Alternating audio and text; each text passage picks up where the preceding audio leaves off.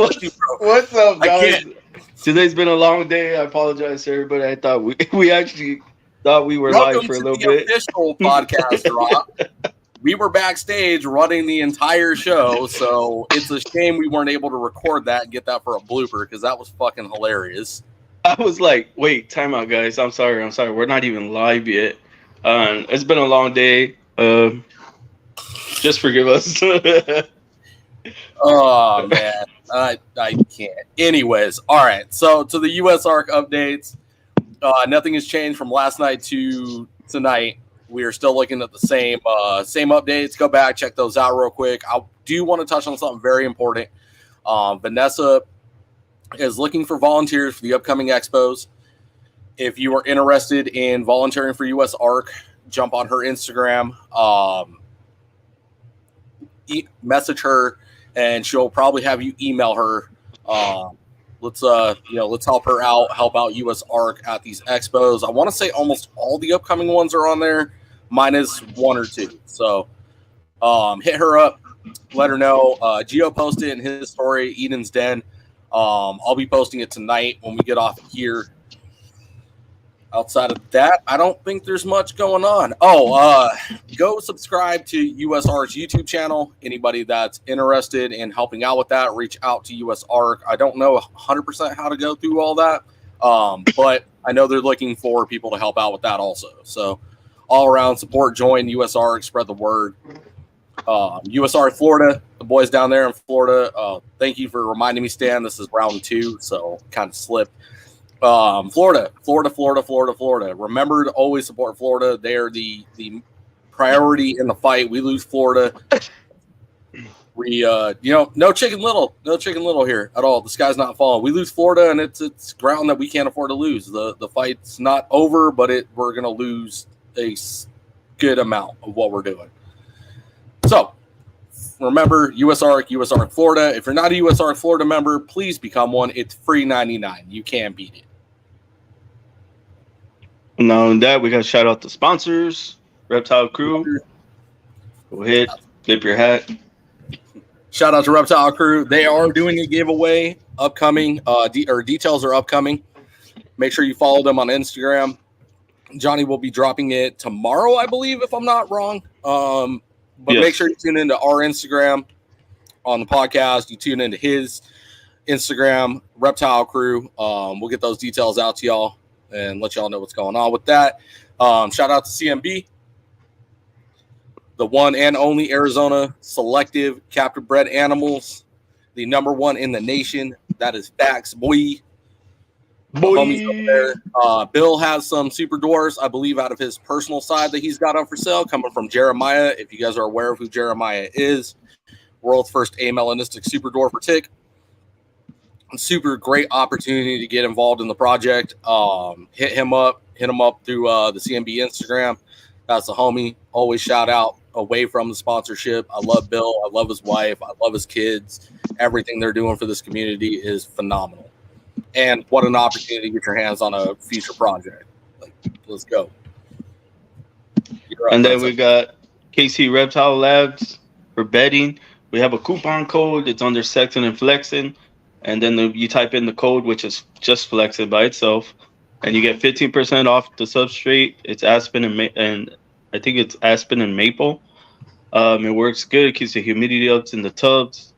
And then you can go and like spot clean whenever they do the restroom or urate or whatever. Take it out of there. Stays clean for a good couple of months. I mean, I like it. It works for me. But other than that, let's get this show started because we are actually way behind. Because it's my fault.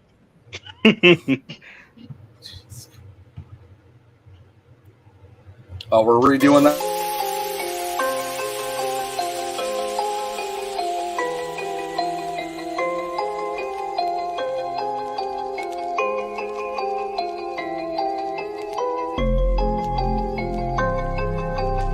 What about that morph gets your heart racing?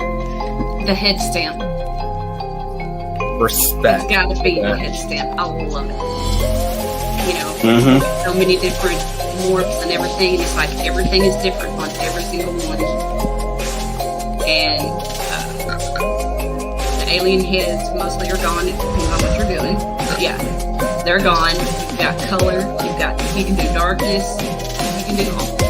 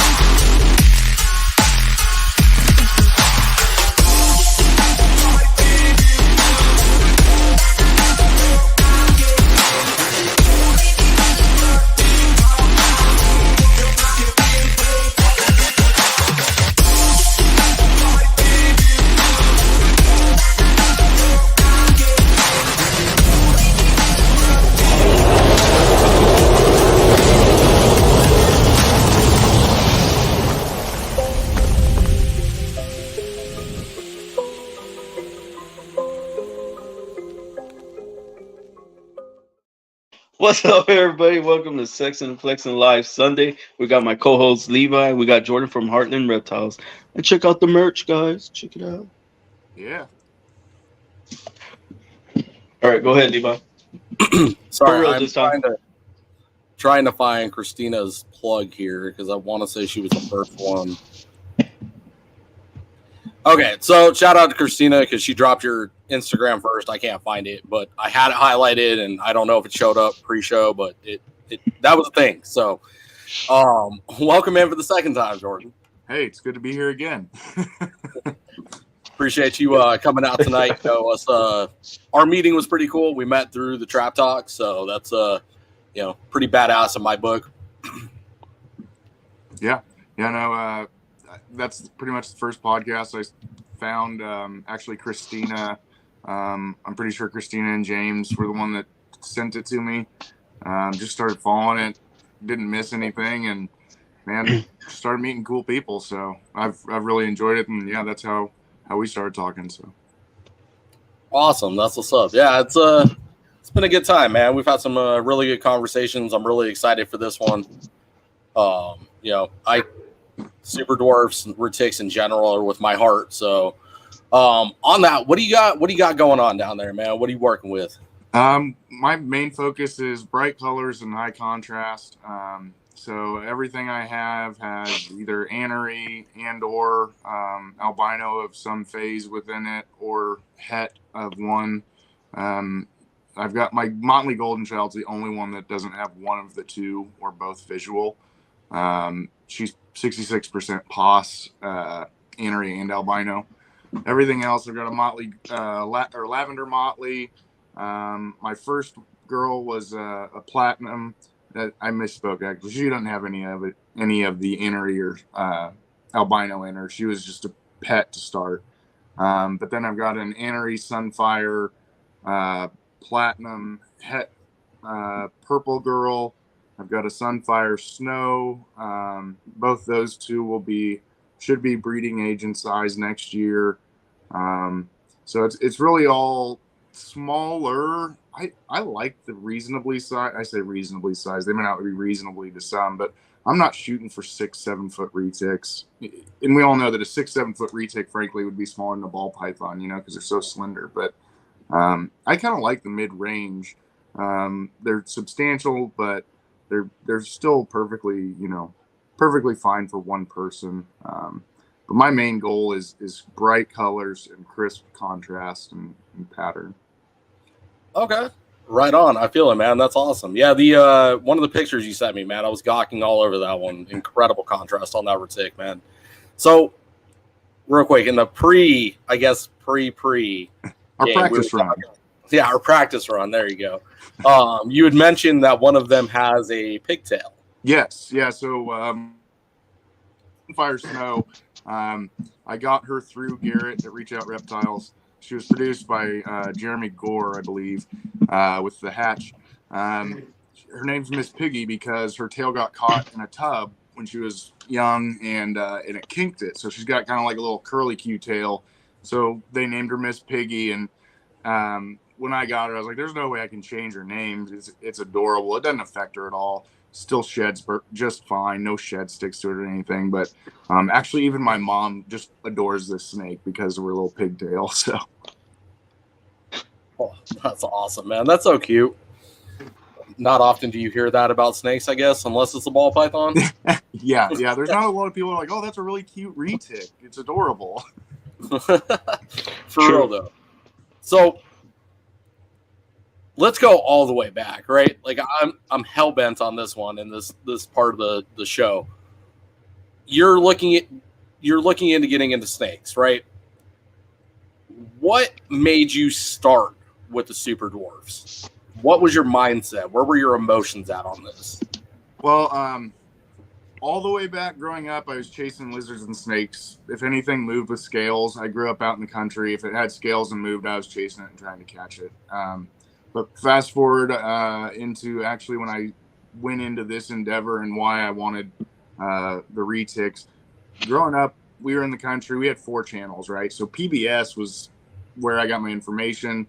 There wasn't the internet. Well, there was, but it didn't come out where we lived. So I had encyclopedias, and you get a sentence or two at best on any given thing. But I remember seeing, I think it was David Attenborough, and I'm not positive, but a nature show, and they were showing retics, and I was just amazed at the pattern and just the eyes, just everything about him fascinated me. But as a little kid, I was like, these things get potentially 20 plus foot long. This is a zoo animal. This isn't something I'll ever be able to have for myself. Well, fast forward, my ex-wife didn't really want animals, reptiles, I should say. Didn't want reptiles in the house. I convinced her that a panther chameleon was okay because it was so pretty. And so I kind of got through that. But I just kept going back to the reptiles and the retics, and I got a hognose. My wife now, Allison, is a saint among people, among women. She supports me in having all these snakes in the house. They're not her thing, but she appreciates why I like them. And so I reached out. I got a hognose just so she could get used to having a snake in the house and see what it was like. And she actually really likes her. She's like most hognoses. She's sassy and hisses all the time, but she's a small little cute snake.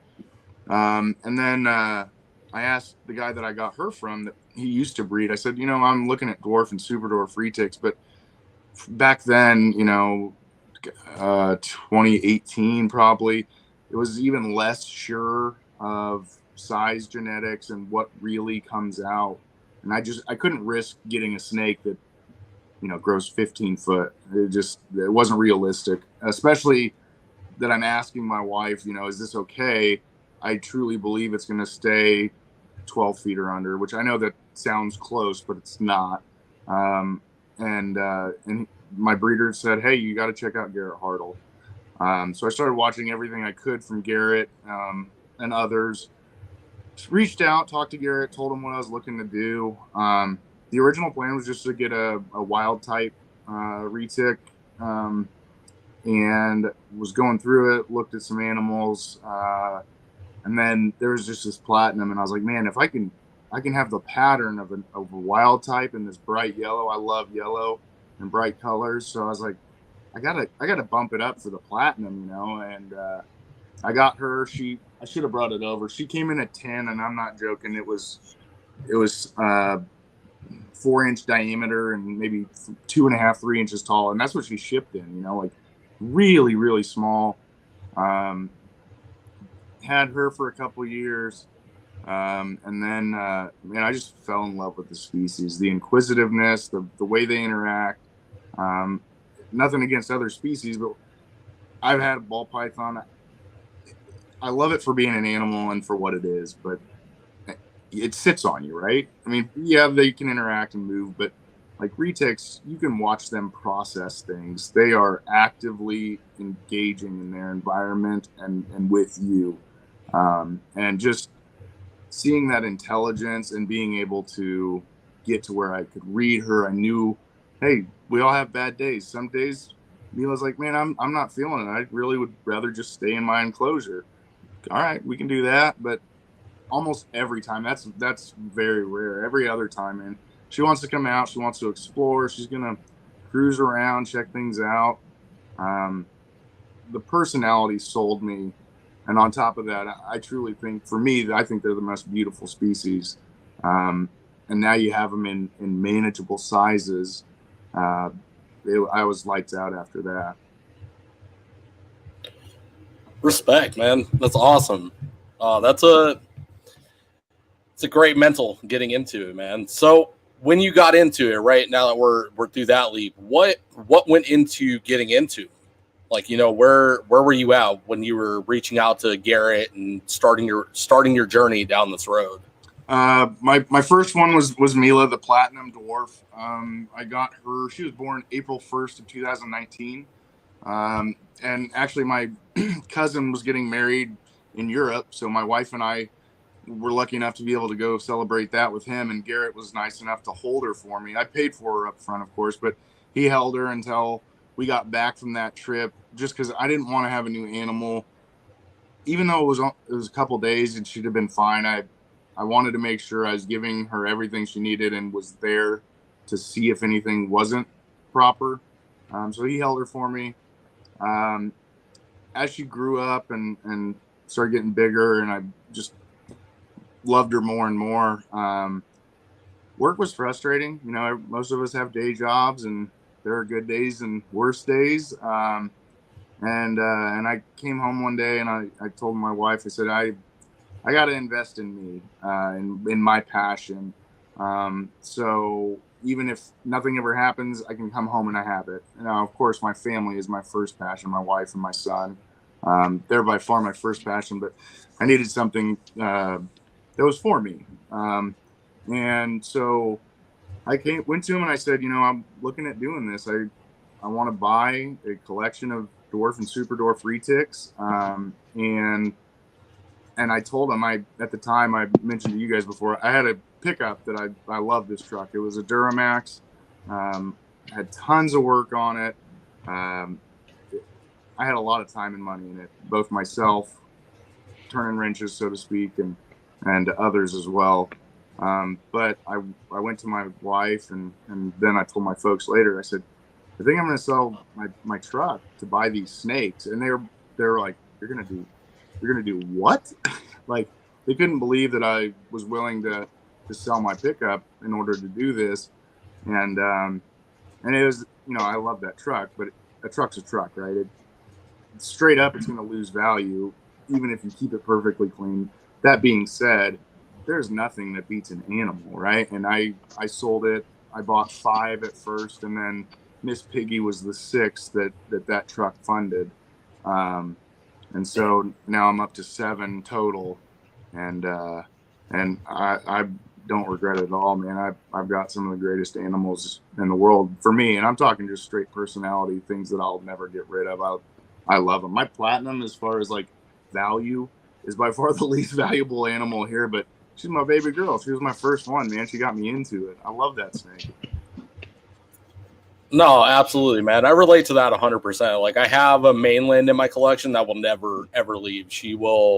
Her life will be with me, come hell or high water. I don't care if I'm homeless. I will find a way to home that snake with me. Yep. So, man, you talk about dedication, right? You talk about commitment and like the ideal situation to be in. Like, selling a truck is not, for anybody that's not into cars or trucks or working on these vehicles, I would say that's the closest industry and hobby to us that could be as passionate. Like a good friend of mine, Ryan, builds cars. He's built his own car, and if like you asked him to part ways with that thing, there ain't no way. It literally be like pulling. I don't even know. There's not a metaphor to compare what would happen if you tried to take Ryan's car from him. Yeah. So hats off and much respect for that decision to take one passion and turn it into another. Yeah, thank you. I appreciate it. It was a tough decision, but I knew it was the right one, and here I am years later, and I'm so happy I did it. Respect, man. That's awesome. Hats off. Much respect on that. I'm still like processing the thought process that goes behind that. You know what I mean? Because I work on vehicles. I have my own cars. And I don't put blood, sweat, and tears into building them, but I work on them myself. So I get like a small portion of it, and then I work in a body shop. So I know the guys that do this, and it's not something easy to do. Yeah. Turn around and be like, oh, here, let me sell this passion for this one. Yeah.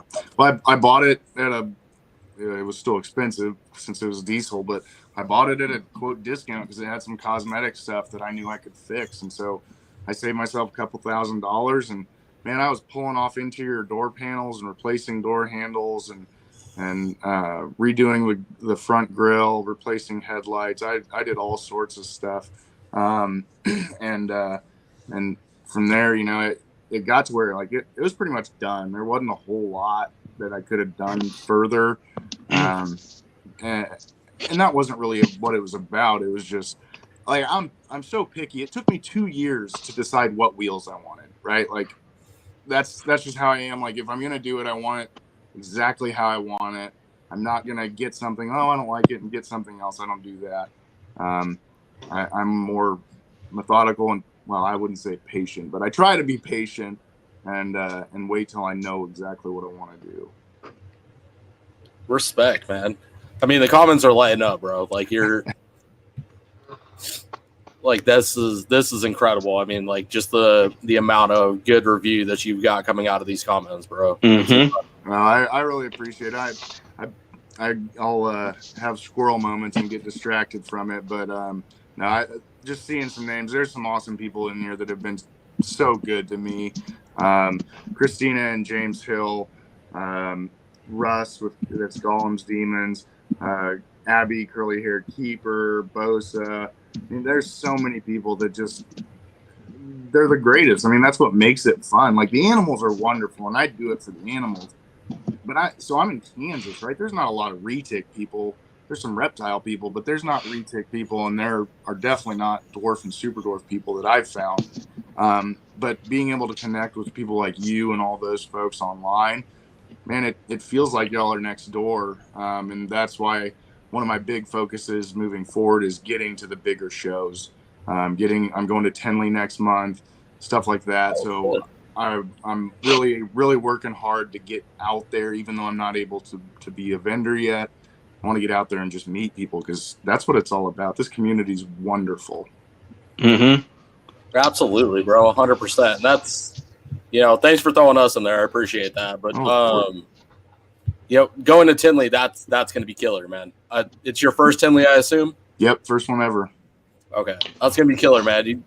Big names out there you can link up with and really get to put some faces to names and get to know people. And I've heard nothing but great things about Tinley. We're planning on doing the October show if that one becomes available to you.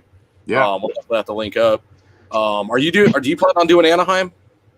I don't think I'll be able to make it at this point due to day job, vacation, and I mentioned to you briefly going out to Pittsburgh for Reach Out Reptiles for probably a week this year.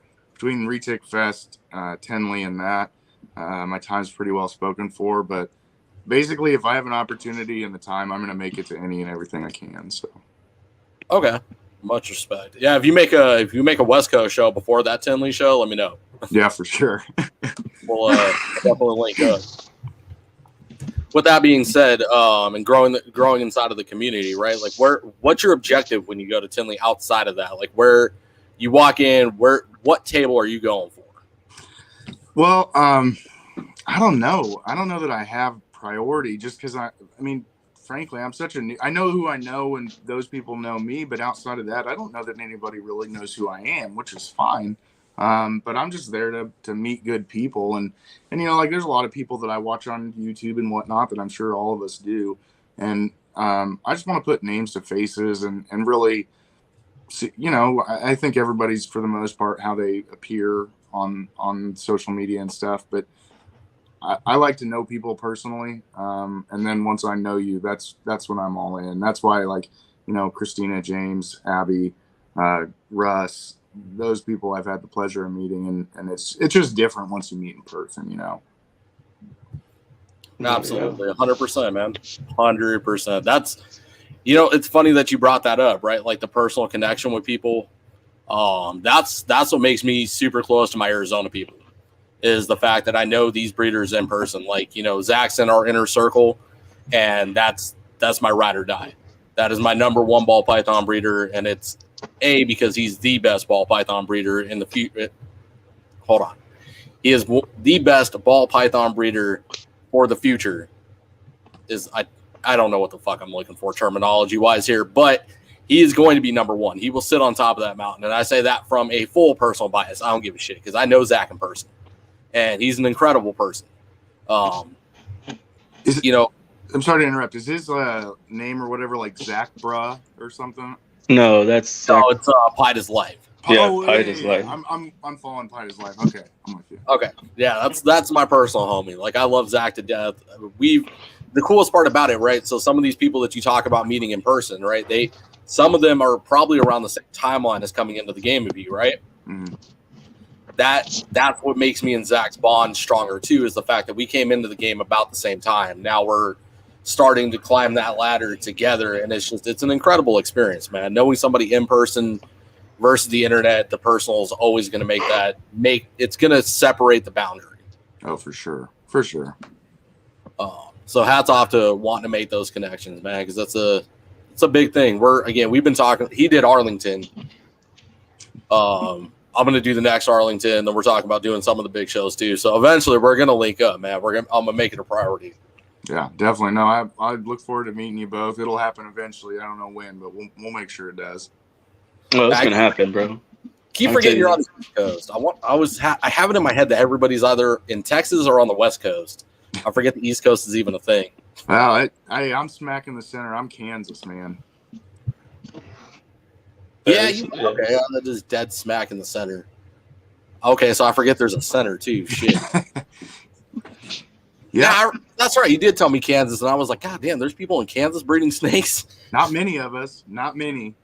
I've found a couple of people that do retics, mainlands, at small local shows. I haven't seen, not that they're not out there, but I haven't seen any dwarf or super dwarf in anything local.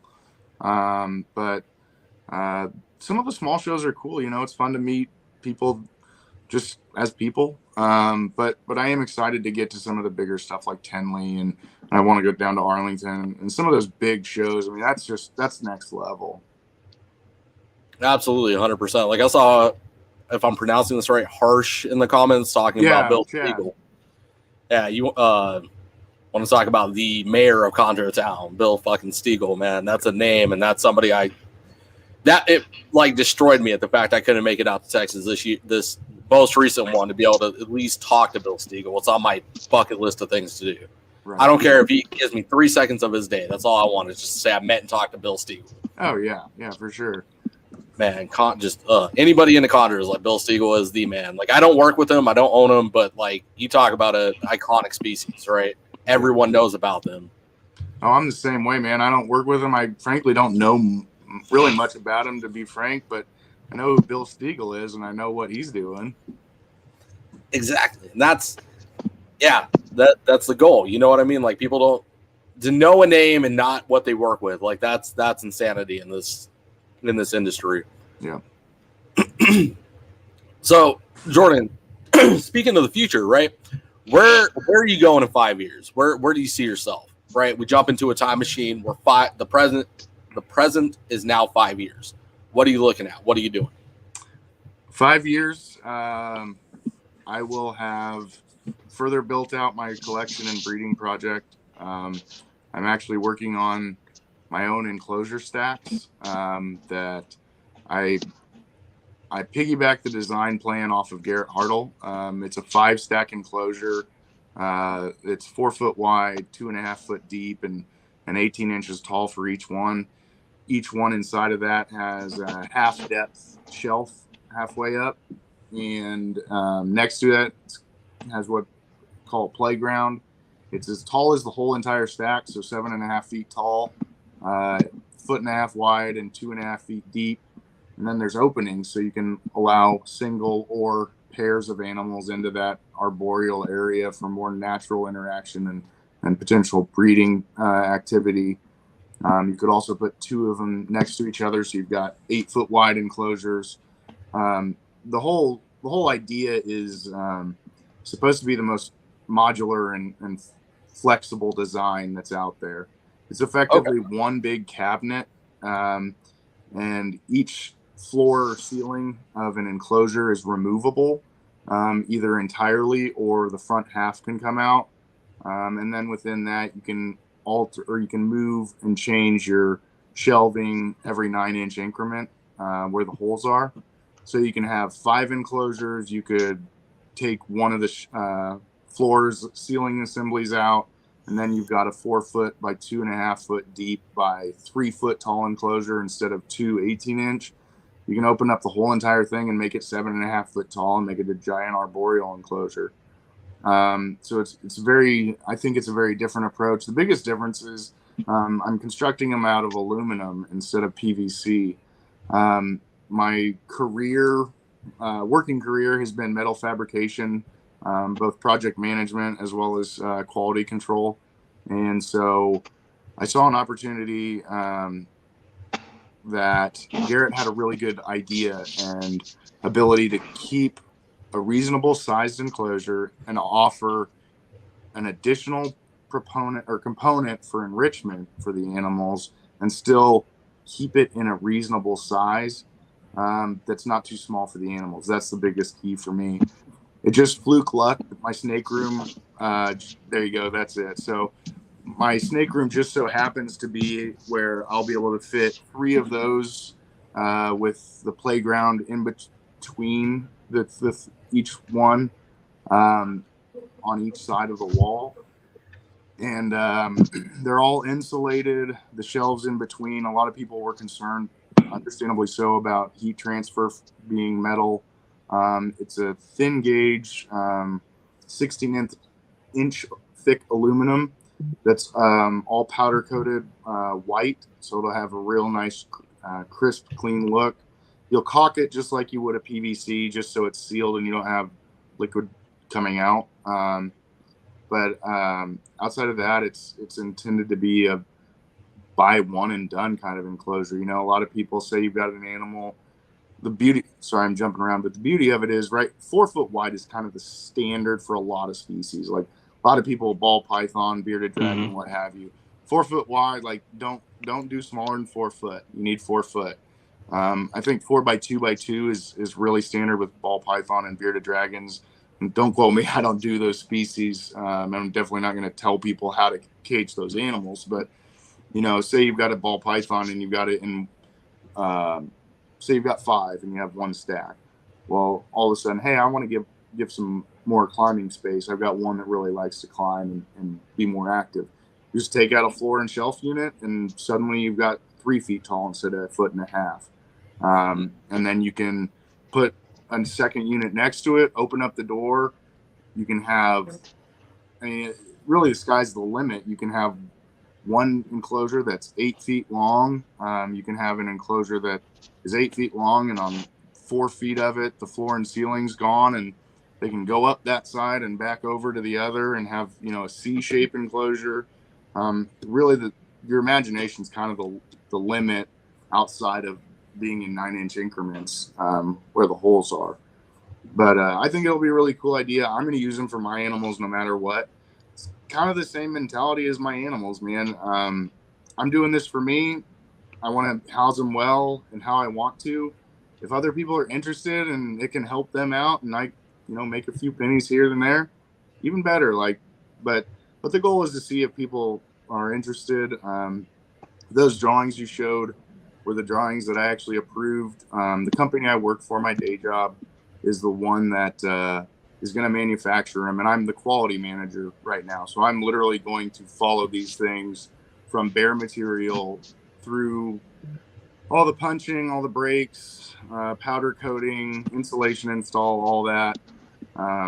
But the company's background is they build the enclosures you see by railroad crossings. So these things are intended to be outdoors and last a lifetime. They're inside, you know, little humidity, stuff like that is not going to affect it.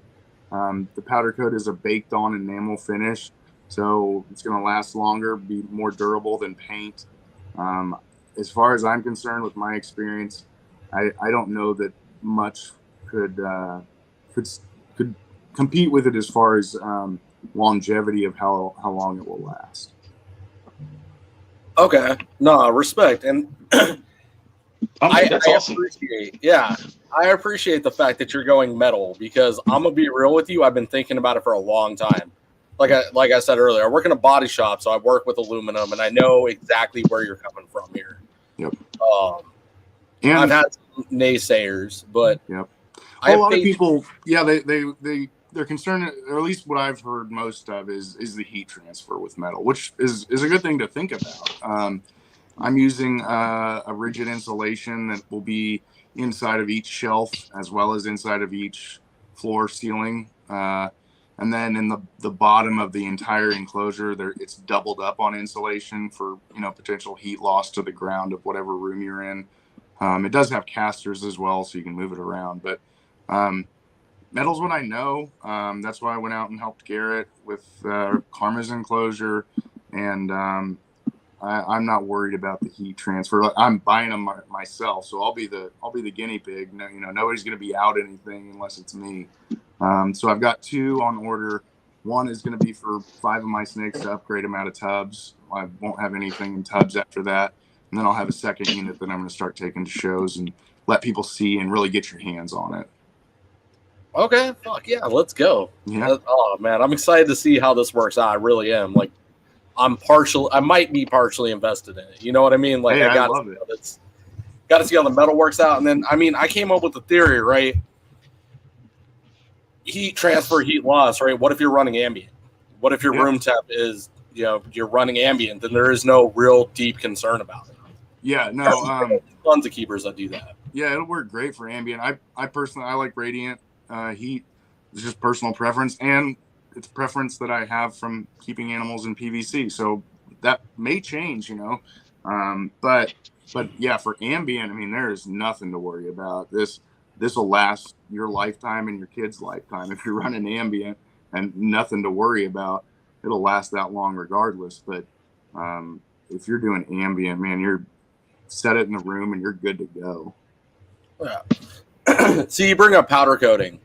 And that was another thought process that me and a buddy of mine, he's also a metal worker, we're going through, is playing with the idea of just powder coating literally everything.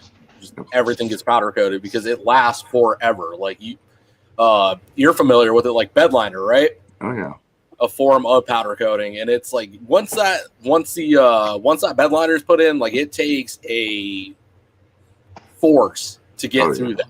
And there's no way that anything we do with animals is going to cause any kind of damage to it. It would be next to impossible.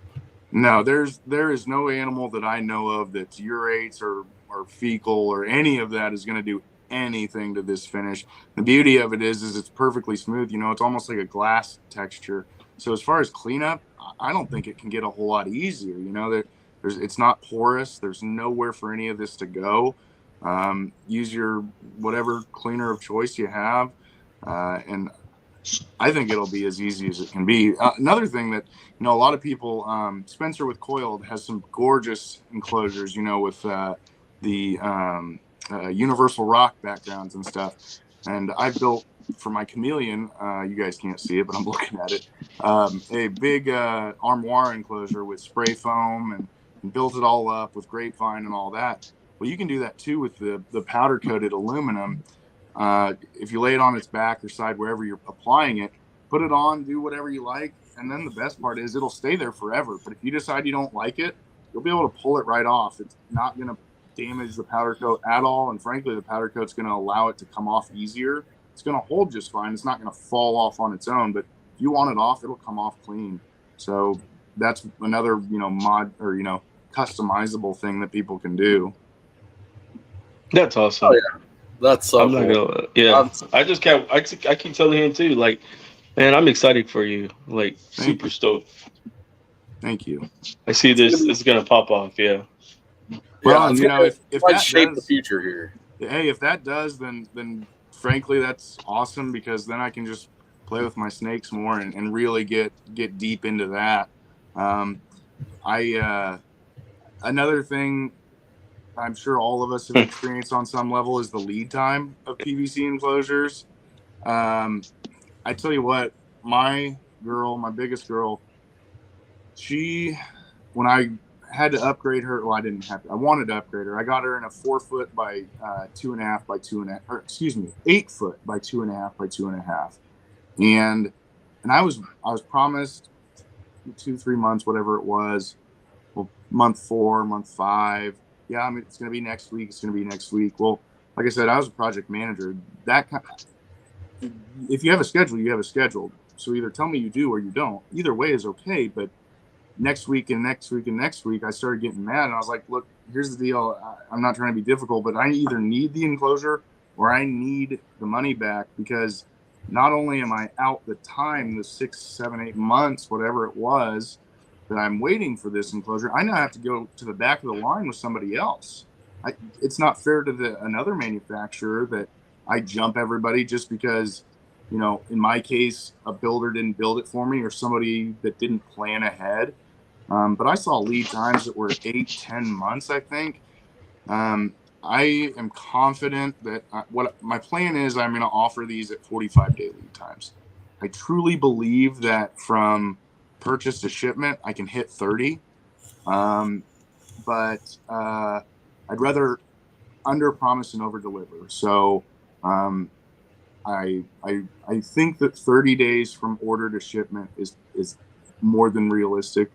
But I'm going to promise 45 just so nobody gets upset if I miss it by a couple days. Respect. Yeah, that's I mean, we both have similar production type things that we work with, so I get it. Yeah, that cushion space, man, is the only thing that saves my ass from bad reviews. I will tell you that much. Yeah. This is what I can think. This is what I think I can hit, but this is what I can guaranteedly hit without looking like a jackass. And that's if everything aligns and everything goes fine. I get it. Yeah. But I have no problem telling people what I think, but worst case is you're going to know worst case. And I'll tell you what I'm going to work towards and work for. But you're going to know the worst case, and it won't be worse than the worst case. That drives me crazy on a personal level. And I think it eats away at your business. I mean, if people can't trust what you tell them, how can they possibly suggest you to someone else? You know, the same guy that did that honestly helped me out of a pinch with upgrading something else. Somebody else backed out. I reached out, and he happened to have the size I wanted and shipped it out like in a couple of weeks. So like I had a great experience, and then I had one that was like terrible. And it's like, man, you helped me out. I sang your praises to everybody that would listen because of how much you helped me. And then you just couldn't, for whatever reason, and I'm not trying to be derogatory towards the guy. I'm glad he was busy with business, but man, you got to set a schedule. You got to be able to run that properly to know what you can and can't promise. And that was my biggest problem. Nah, respect. I feel it, man. I feel it. Trust me. I got a similar situation I won't talk about on camera, but I'll text you about it. Yeah.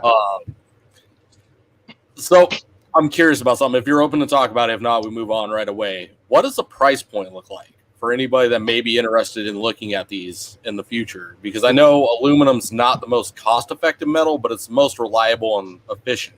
Right. Well, as we all know, materials for everything over the last 3 or 4 years have just gone insane. I think it's planing out a little bit, but that being said, especially with the industry the company I work for is in, it will never, in my opinion, go back down to what it was. That there's no need for the manufacturers to have to, so why would they? I'm waiting for the final bill of material to get out to officially price posting, but I do believe that I'll be able to sell these at a retail price of about $3,500, which is a lot of money. And I'm not saying it's not. That's a whole lot of money. But it's 5 enclosures, all encased in one, with endless modular design designed in. So might not be worth it for some. Maybe it is. Like I said, I'm going to use them myself regardless. So they're going to get. There'll be, I think, at least 6 of them manufactured over time that I'm going to just use for myself. Can I give you the number on 5 PVC enclosures just based on size dimensions. Like it would be super hard to go apples to apples, but for 5 enclosures for what I'm looking for, right, that would work efficiently for what I need, would hit about the maximum of $6,000 for the price I was quoted. Oh, wow. Yeah. So PVC is not cheap. It's, if I'm not mistaken, it's more expensive than aluminum the last time I looked. For the price point of $3,500, you got me sold already. And anybody that looks at it is like, oh, that's a lot of money. Yes, it is, but you're getting 5 modular interchangeable enclosures that are, that's fucking, I mean, that's pennies on the dollar as compared to what you're going to get with PVC. And again, your timeline of when the availability is, like, damn it, Jordan, you are the future. Mark my fucking words, man. I appreciate this is the future. that. Anybody watching this podcast, mark my fucking words, and you can throw it in my face if I'm wrong. This is the future. I appreciate that. I see Christina asked a question. As far as freight, that is my downfall. The original design was intended to be knockdown so that it was collapsible for shipping. But because of using aluminum and effectively the structure is built into the bends and breaks within the metal. So all the folds and creases in the metal are what give it its strength. Along with that, the overall shell, the exterior, is going to be riveted and in some places welded together. This, like I said, this is a company that builds stuff for railroads and power substations, electricity storage. They over-design for what we're doing. So we toned it back a little bit, but that being said, I would rather know that these things are indestructible. There's no animal you're going to put in that's going to have a shelf sag or break on it or anything like that. So ultimately that's the downside. If this does become something and becomes, God willing, a full-time thing, that's my ultimate dream. The snakes, not the enclosures. But if that's a thing, I've been looking at enclosed trailers just to take my own to shows. Freight's going to be expensive. And if freight's whatever, price X, and I can drive it to someone and get back for less, hey, I'll do that. I mean, it's another great way to meet people and see what they're really doing. And if I can save some people some money and I've got the time, I'd love to do that. So that's another option I've been thinking about to try and get around the freight. Since I am in Kansas, smack dab in the middle of everything, it makes it a little more attainable, I think, for some. Obviously not the coast, but we'll see how it goes. Yeah, and to be honest with you, right, when people say shipping and freight, like it becomes a terrifying number quickly in some minds. But at first, to get them shipped and freighted out is going to be expensive. But the more that you do and the more that you ship, the bigger the contracts that you can sign with some of these shippers, and it becomes even more cost effective for you, the customer, and everybody involved. So that's something I'm huge into, working with the car company that I do. Some of the shit that they ship out, you would think is stupid outrageous, and they get a pretty good deal on it. So it's possible. Well, that's something I need to look into. I'm glad you mentioned that. I'll throw some stuff your way and some people I know and some things I know. Awesome, thank you. Yeah, again, our industries share a lot of commonality. Yeah, is that the word I'm looking for? I hope so. But yeah, goddamn future right here. I'm telling you, man. I am so excited for this because again, I've got a friend that works metal. Got a friend that is somewhat interested in investing in something. And we threw the idea around, and then I was like, with the chaos that my schedule is, I just don't have the time to blueprint something like that. So I'm really excited to see your product come out. Again, I've been really interested in metal. Like, I don't know what it is. Are there metal enclosures even available? Is there any kind of history to go on for the naysayers? Oh, metal won't work, blah, blah, blah, blah, blah. Not that I know of. I know there's a few that may have metal frame kind of thing. The exterior frame might be metal with panels. But I don't know of anybody that's just gone straight metal. Part of the problem, in my opinion, of course, steel is going to be drastically heavy. And aluminum is not necessarily light like most people think it is. I mean, it's drastically lighter, but I think For a lot of them, I think by the time, if you're using framing, square tubing, stuff like that to build it out, I think weight adds up really fast. These enclosures that I'm having made, the weight, I mean, it got up quick, and that's only 16th inch aluminum. You go to 090 or 100 thousandths aluminum, and man, they're going to be heavy, and that's still really thin material. Yeah, but let's touch on that a little bit, right? We'll jump into a little bit of controversy. I try to stay away from it now, but people always complain about the weights, right? The weights are a big thing for everything, and I don't understand that mentality, because you make a full wood enclosure, it's still anything over a 4x2x2, and even that is heavy. But anything bigger than that, you're putting it on casters. So if the weight's an issue, it's going to be on casters regardless, and then it makes it more easy to move. Yeah. I get it. People are on second stories or whatever, but there's always a way to move things. Like, you think about the weight of an armoire. People figure out how to get that up the stairs. People figure out how to get couches upstairs, TVs, and all kinds of stuff that have been stupid weights in the past. So why is weight always the one big issue that I hear about with enclosures? You know what I mean? Yeah.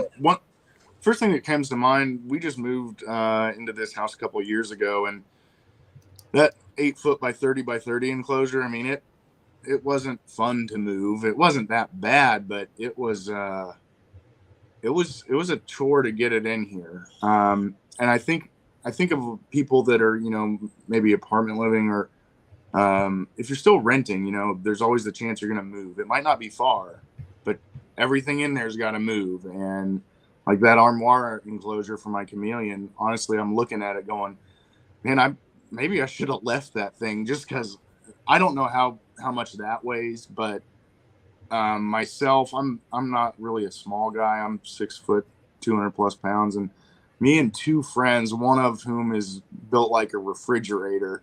It took all of us everything we had just to get it down the 2 steps out of my old house, like out the front door, the 2 steps. And so I would assume that's what most people's concern is. That being said, that armoire, I would be shocked if it doesn't weigh 500 pounds. I mean, really. And it does not have casters. So if people are moving and you have big things, 4-arm forklift straps, I don't know if you all have heard of those or used them, but they are worth their weight in gold. I think they're like $15-20 at Home Depot. And the way that the leverage works, you can move anything with a fraction of the effort. So I would highly recommend those to anybody. But I think that's the biggest thing, is people that plan to move. At least in my mind, I plan to be here for a long time. So once things are in, they're going to stay where they are. Absolutely. I concur 100%. So I definitely get that. And then real quick, I want to respond to this one. So as a electrical person, understands electricity. Yes, metal is more conductive than wood, but please understand this: wood is still conductive. So if you're using wood, you're looking at the same issue, and one is flammable, the other one not so much. So you eliminate one issue to potentially worry about another, and it's about perspective. So I've ran into that one before, but PVC, I don't know if PVC is conductive now that I'm fucking thinking about it. It shouldn't be. It should be able to isolate. Right? But Tim, what you're talking about, it's a very good concern and something to watch for. But like Levi mentioned, with anything, the aluminum isn't going to be anywhere near as conductive as steel. And on top of that, every single component of this is encased in powder-coated aluminum, which would act as a further isolation. So even if you had a short, it would take someone taking a hammer to your powder coat to expose that metal for it to even be able to get to the metal. So I think with the powder coat, we should be very safe from electrical issues. There you go. And you even have a barrier on top of it. Fucking amazing. Awesome. Love it. Sorry, damn, guys, I had to. Super fucking excited about this. Like, I can't stop thinking about it. Like, my brain's running at 1,000,000 miles an hour. I'm so fucking excited for you, Jordan. Man, I appreciate it. I'm very excited too. It was one of those things, like, I think this is a really, really cool idea. I don't know if people might look at me like I grew a second head and that I'm crazy when I bring it to the light. You know, I had no idea. Like I said, it was like the snake show. I knew I'm going to use it for me. If others are interested, even better. If not, it's for me. So Absolutely, 100%, man. I can't stop to think, but it's the future. I hope Like so. it. Think about being a shop, right? And doing cage cleaning and, you know, maintaining everything. And it's just that much easier with having the powder coating. And then the longevity of it. You know, you look at some of these shops that have been around for, I don't know, I know of one that's been around for 20 years and has the same enclosures. They've cleaned them. They've done a really good job at maintaining them, but they're falling apart really, really badly. Like they're barely getting by. They're not big enough to buy into a whole bunch of new stuff. They will eventually. But the longevity of it, they're going to look as new today as they are in 20 years to maintain correctly. Yeah. It's just the longevity by itself is worth its weight in gold. You're talking $3,500 versus, I mean, really you should be replacing enclosures once they start to go out 10 years maybe. Yeah. I've heard PVC doesn't even last that long for the most part. It starts to sag. Yeah. Well, and that's one thing. Like I have my 8-foot enclosure. I have Miss Piggy, the Sunfire Snow. She's in a 6-foot, 6-foot by 30-inch by 2-foot. And I'd like to, you know, eventually I'd like to set that on top of my 8-foot, maybe build kind of an aesthetically pleasing faux frame around it, you know, just so they look nice and it looks like it was designed to be there, not just a couple PVC enclosures. But that being said, I'm like, well, okay, if I split the difference, I'm going to have a foot on each side before I get to any real structure because the edges are the structure. I'm going to have to build a frame to where the enclosure is not sitting on top of the other. It'd probably be fine, but in my head, it's just going to eat at me knowing that it's got additional weight there in the center without the structure. And that's a problem of my day-to-day work. And like you said, wanting things to last forever. If I'm going to do it, I don't want to do it unless it's done right. I used to jokingly call myself a procrastinating perfectionist. I'll take too dang long to get it where I want. But once it's there kind of thing. Respect. Yeah. I mean, I could say I'm similar in nature. Like I do that too. Yeah. Well, 2 years to decide on what wheels go on my truck that didn't matter. You know, this is stuff that matters. These are animals that are living beings and deserve the best that we can give them. So.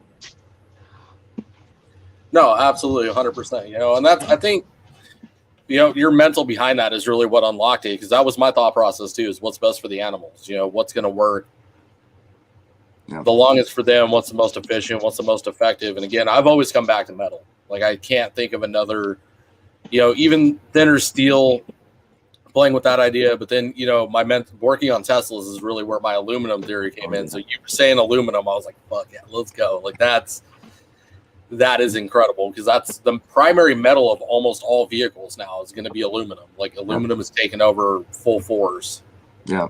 Well, for vehicles, I'm old school mentality. I love steel bodies, right? Like old vehicles with thick old steel. There's a reason that it was nice to work on. Like it had memory, you know, like the metal would go back to its form with some work. Everything's so thin now in aluminum, and I've got a bunch of buddies that have Ford pickups, and I give them grief all the time about driving, you know, Coke cans down the road because the aluminum bodies, and it's all in good fun. But it's amazing how far the aluminum has come in so many different industries. Yeah, it really has. I mean, I like the steel bodies too. Don't get me wrong, but like safety and engineering behind it is just, I'm team aluminum all day. Everything else for like convenience sake, like absolutely. Steel is more cost effective to work on. It's easier, more cost effective to repair. Yeah. But aluminum, you know, it does its job. It does its job damn well. And I mean just aluminum in general, like it just, there's something about it. What the hell's the word I'm looking for? The composition of it, I guess, makes everything more effective. But again, even within that, you got like anything else, there's different grades, right? So this is going to be made out of 3003 aluminum. It's a hard aluminum, but it's flexible, so it's not brittle. The company I work for, most of their enclosures they make out of 3003. Some are 5052, which is a harder aluminum, and then really, really hard, you get the 6061. There's other stuff past that, of course, but the harder it gets, at first thought you'd think, oh, I want it as hard as possible. Well, no, you really don't, because hard becomes brittle. Hard or firm but flexible is great, because you can bend this stuff. Not that this is ever going to bend, but it's never going to crack. It's never going to actually shear or break, because it has that flexibility within the composure or components. Oh, you got me messed up, Levi. It's got it within the metal. It's all right. I do it. Chris forgets something every fucking podcast at this point. So I'm sure it'll happen to me. I do.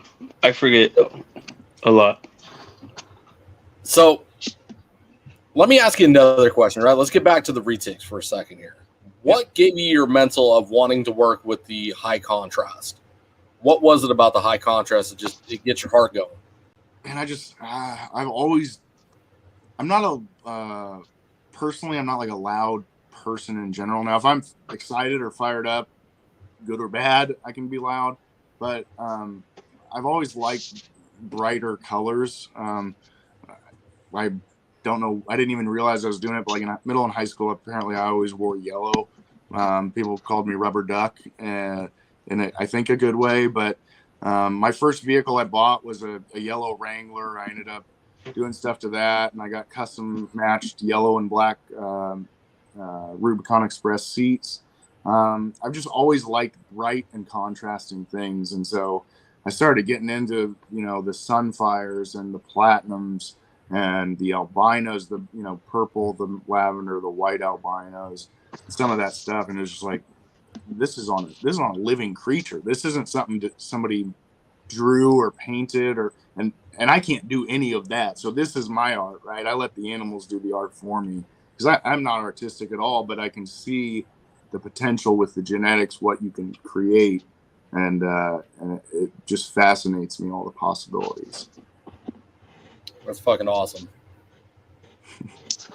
That's what I got over here. I got the yellows and all the white ball pythons too. Yep. I just got into the VPI and the Xantix, so.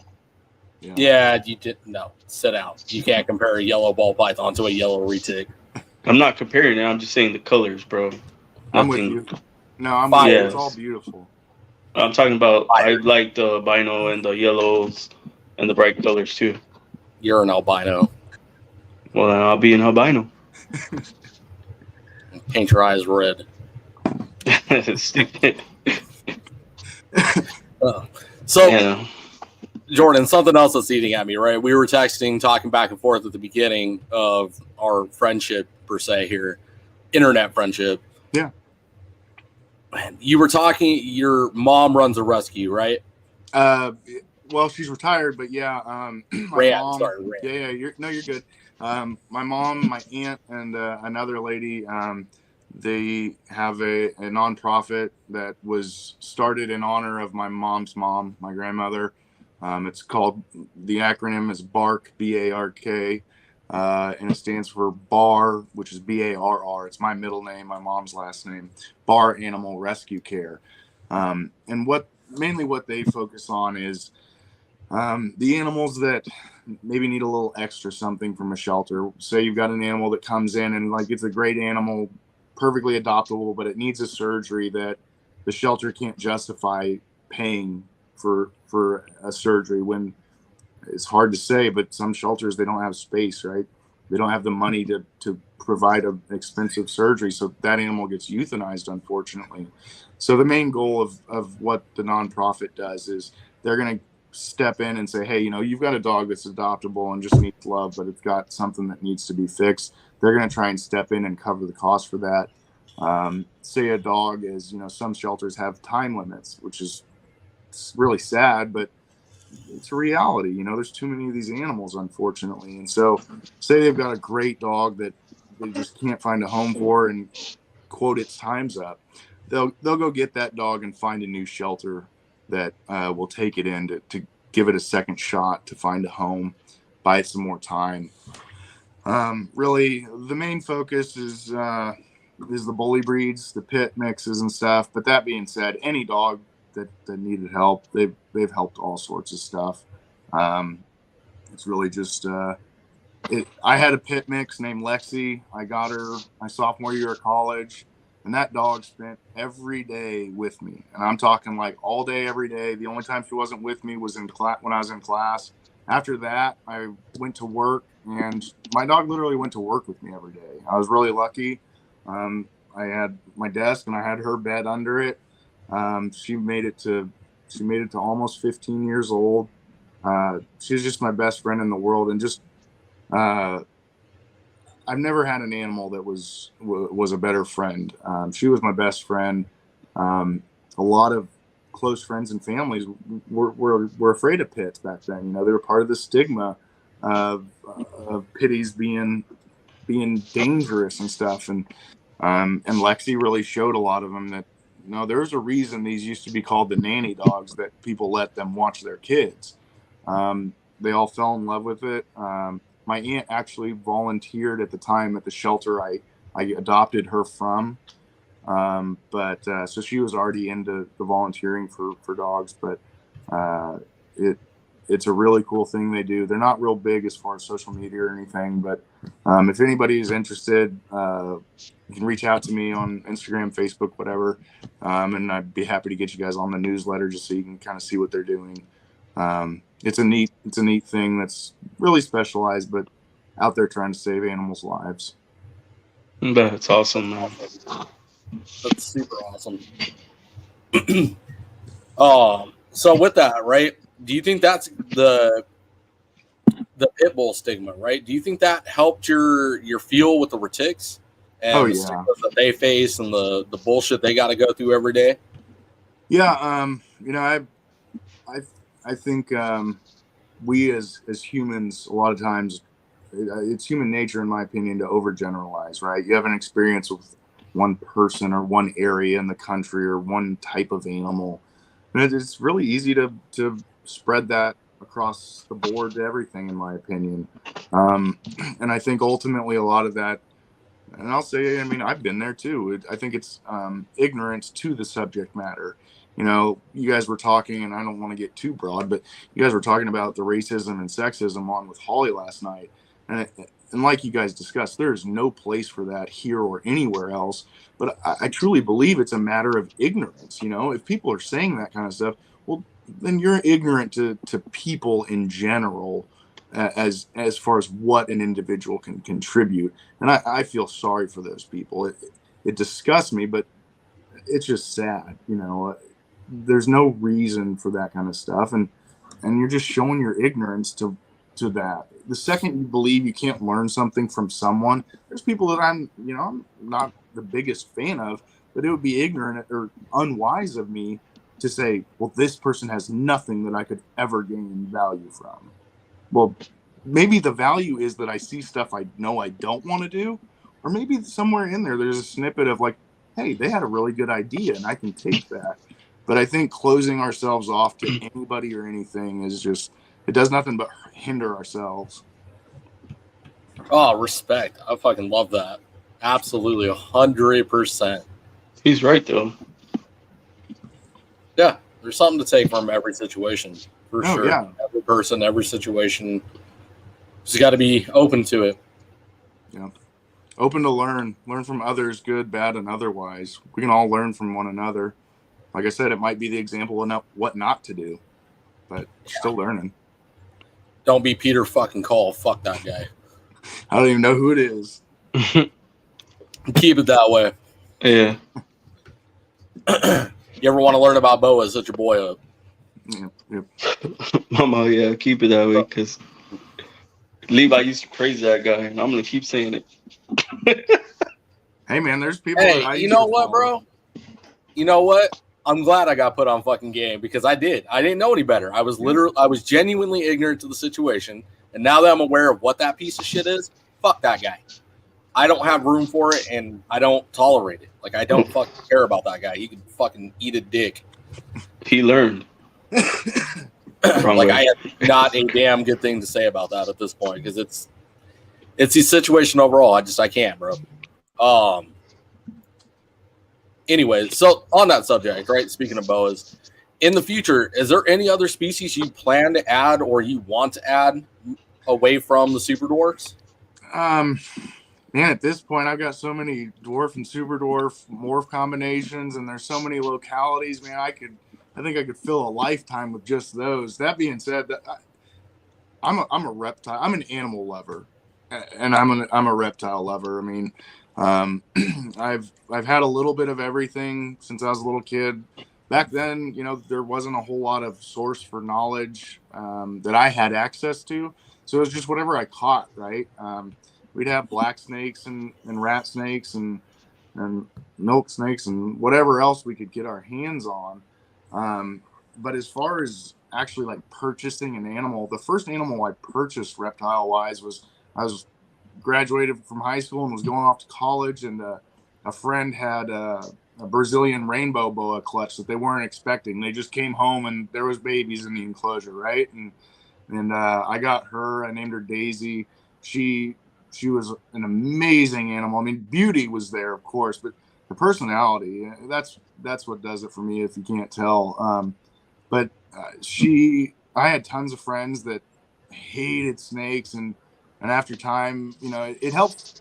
I hate to say it, but it helps to have a pretty animal to get people to even think about maybe coming up to something they don't like. And so, you know, from there, I had a panther chameleon. I've had ball python. I know I'm leaving a lot out. I have a list on my phone just so I can keep track of what I've had and when, just for my own personal fun, you know.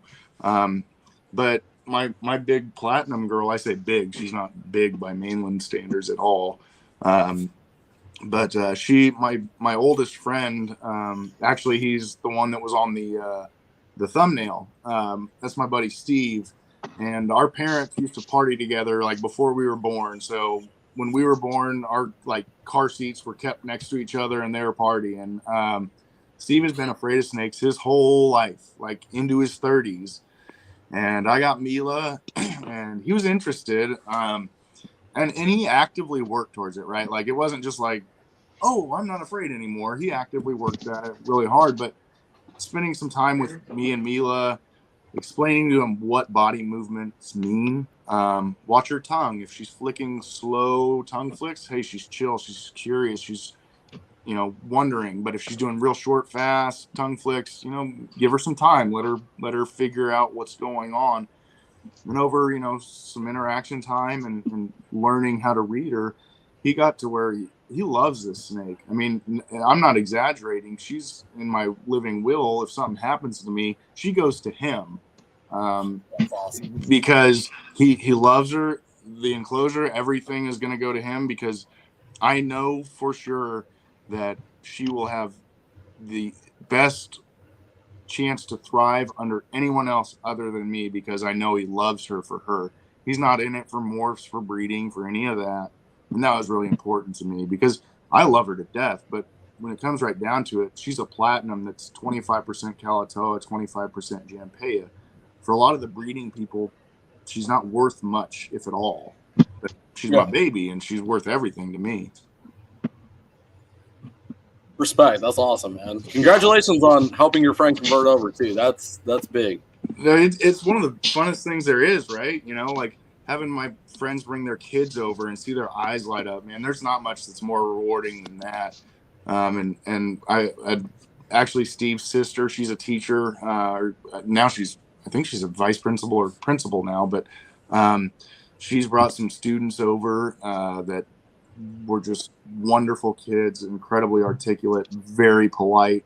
And these kids, from my understanding, I think they've been through some really tough times, but just wonderful kids. And man, you got the snakes out, and they were just curious and gentle, and you could see that they understood, like, this is an animal. Animals just need love, just like we do.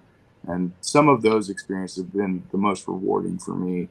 is to see, younger kids' eyes light up of holy cow. And I think that it does the same thing for them as it does for me, man. That just takes me to my quiet place. It takes me to my peace.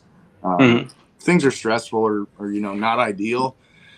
Sometimes I have to tell myself, like, hey, just go get one of the snakes out. Because sometimes, like, oh, man, I don't even want to do anything. No, get your butt up, go get a snake out. You're gonna feel better. And it works every time, man. They bring me home. Respect, man. 100%. 100% on that one. There was a Stan wants to see the Platinum Girl. Is that a possibility? Yes. I'm curious now too. So the reason I'm hesitant is she's got the Annery mail in with her right now. No, we're good. So, but if you want, I can run and grab Miss Piggy real quick because she's easy to get out, and we can see that little pigtail. And as far as, I love them all, but genetically, she's probably the most stacked. Genetically for color morphs, but not for locality genetics. But yeah, I'll go grab her real quick. I'll be right back. Okay, bet. Let's do it. Bro, but I get what he's talking about, like kids' interaction, stuff like that. Because when my niece and nephews come over, they'll name the reptiles in here, and their parents are just terrified, dude. Like, I try to get them involved. Like my sister-in-laws, they won't get involved. But the kids, they love them. They'll let the leopard geckos crawl all over them, the crested geckos, snakes. It's awesome. I love it, dude. I love the kids wanting to know and grab the reptiles, take them out of the box, handle them all. I let them. That's a fun time, man. I let them. But their mom, or like my sister-in-law right now with my other brother, my brother likes them. And he's like, let's get a snake. And she's like, hell no. She's like, you touch that thing, you can sleep on the couch. Like, she told him, bro. Like, oh my God. I'll be sleeping on the couch. Shit, bet. Watch me. Hold my beard. All right. Come on, Chris. Do your job.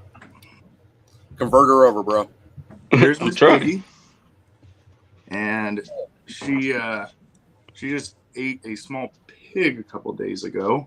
So she's there you go. What do you think, baby? She is a Sunfire Snow. Let's see if I can get her tail. If you can see that well. Yeah. I can see it. Oh, poor baby. But yeah, like I said, she sheds perfectly fine. Never has an issue with stuck shed on that or anything. Come here, sweetie. You're gonna knock my water over, aren't you? But yeah, she's a total sweetheart. Got her through Garrett. Like I said, I think Jeremy Gore with Hatch produced her.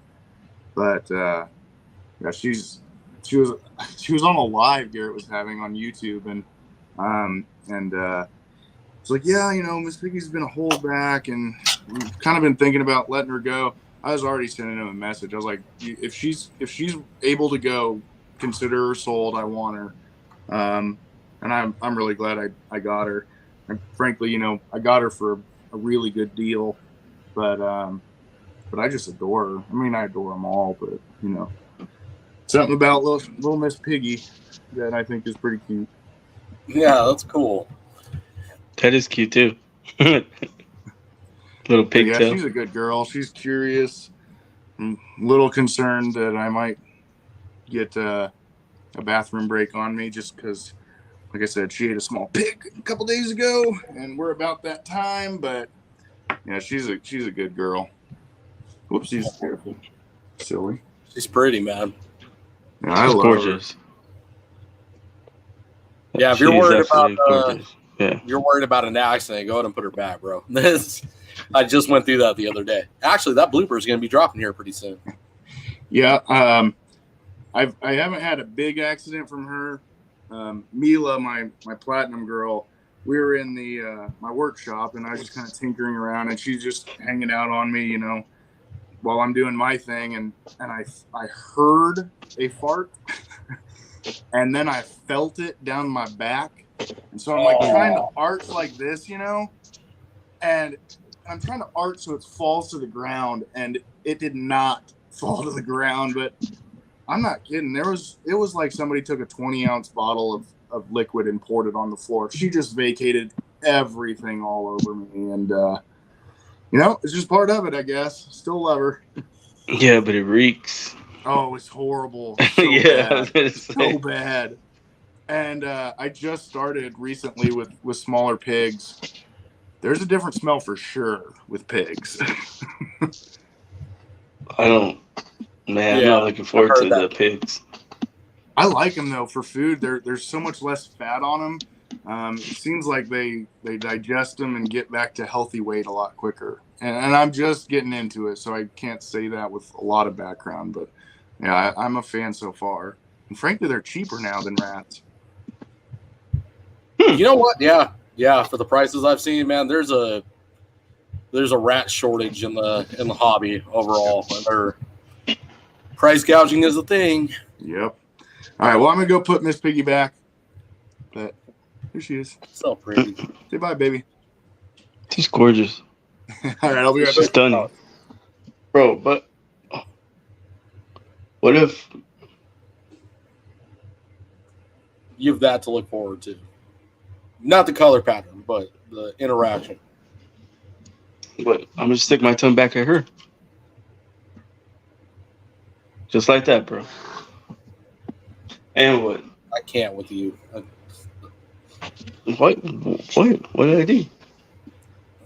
Fucking weirdo.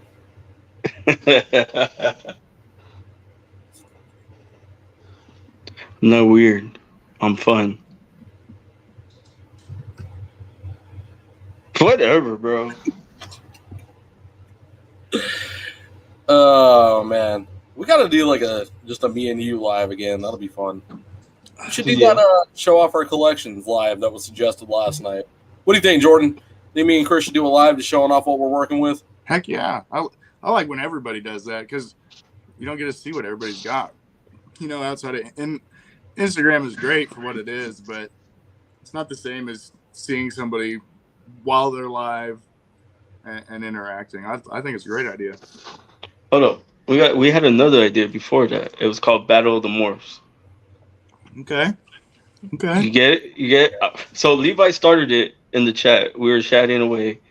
And No. You do not get to blame not me. I wasn't. I did not start this. Montana started this. Okay, Montana TXM started. You know Montana? I'm not familiar.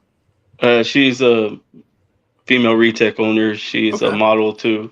But she is on Instagram, and I got to meet her up in Arlington along with DNT Retix again. Yeah. Bro, you don't even hold on. Time out. Sorry, Jordan. Hold on. This man lives in Texas, bro. This man lives in Texas. And I don't go to Dallas, bro. It doesn't matter, bro. I don't care how fucking far it is. It's what, 5 hours? Yeah. You're a 5-hour drive away from DNT Retakes, and the only time you see them is at Expo. Sit down, raise your hand before you talk. I would be over there every other weekend. He wants me to go over there like every other weekend. Would. You got DNT Retakes right there, bro. You got Earl right there. You've got every big name that has helped us be where we are today sitting right there minus MJ. Hey, but I will say this, Dax. I don't know what DNT's working with. Like, oh my fucking God. You talk about the Ocelots? That's what I hold. It was the Ocelot. Exactly. There you go. But you can do that on a regular basis, and you don't. I can't. Anyways. I'm not going to lie. The Ocelot was gorgeous. As soon as he put it in my hand, man, I fell in love. He's like, hold this one. I can't wait for that to hit Super Dwarfs. Anyways, back to the subject at hand. So, Montana is another retake breeder that we met through DNT. Mm-hmm. And she's in our group chat, and she was talking shit about boas. So we had a boa versus retake morphs argument, and Chris wants to make it a live. What do you think of that? And everyone in the comments, what do you think about that? I don't say an hour live. It's like a 30-minute. They got 30 minutes to say why the boas are better than retakes or retakes are better than boas, whatever. But it's just for fun. And I think it's a great fun idea. Personally, I don't know how boa morphs could come even close to comparing to what all the retakes have, but I'm obviously real biased. But no, I love it. I think I think the retics might only need 15 of the 30 minutes to beat out the boas. There's no way. I'm telling Look you. at this. I was like waiting for that comment right there. Hey, man, you got to stir a little bit. So no, fair enough. I get it. No, and that's the only thing that retics have on us boa breeders is the fact that retics have been being worked for many, many years ahead of the boas. But saying it's the only thing is blasphemy, Levi. the only outside of that, that's the only thing they got. But I'll pull my ace up my sleeve now, and I'm just gonna say fucking IMG.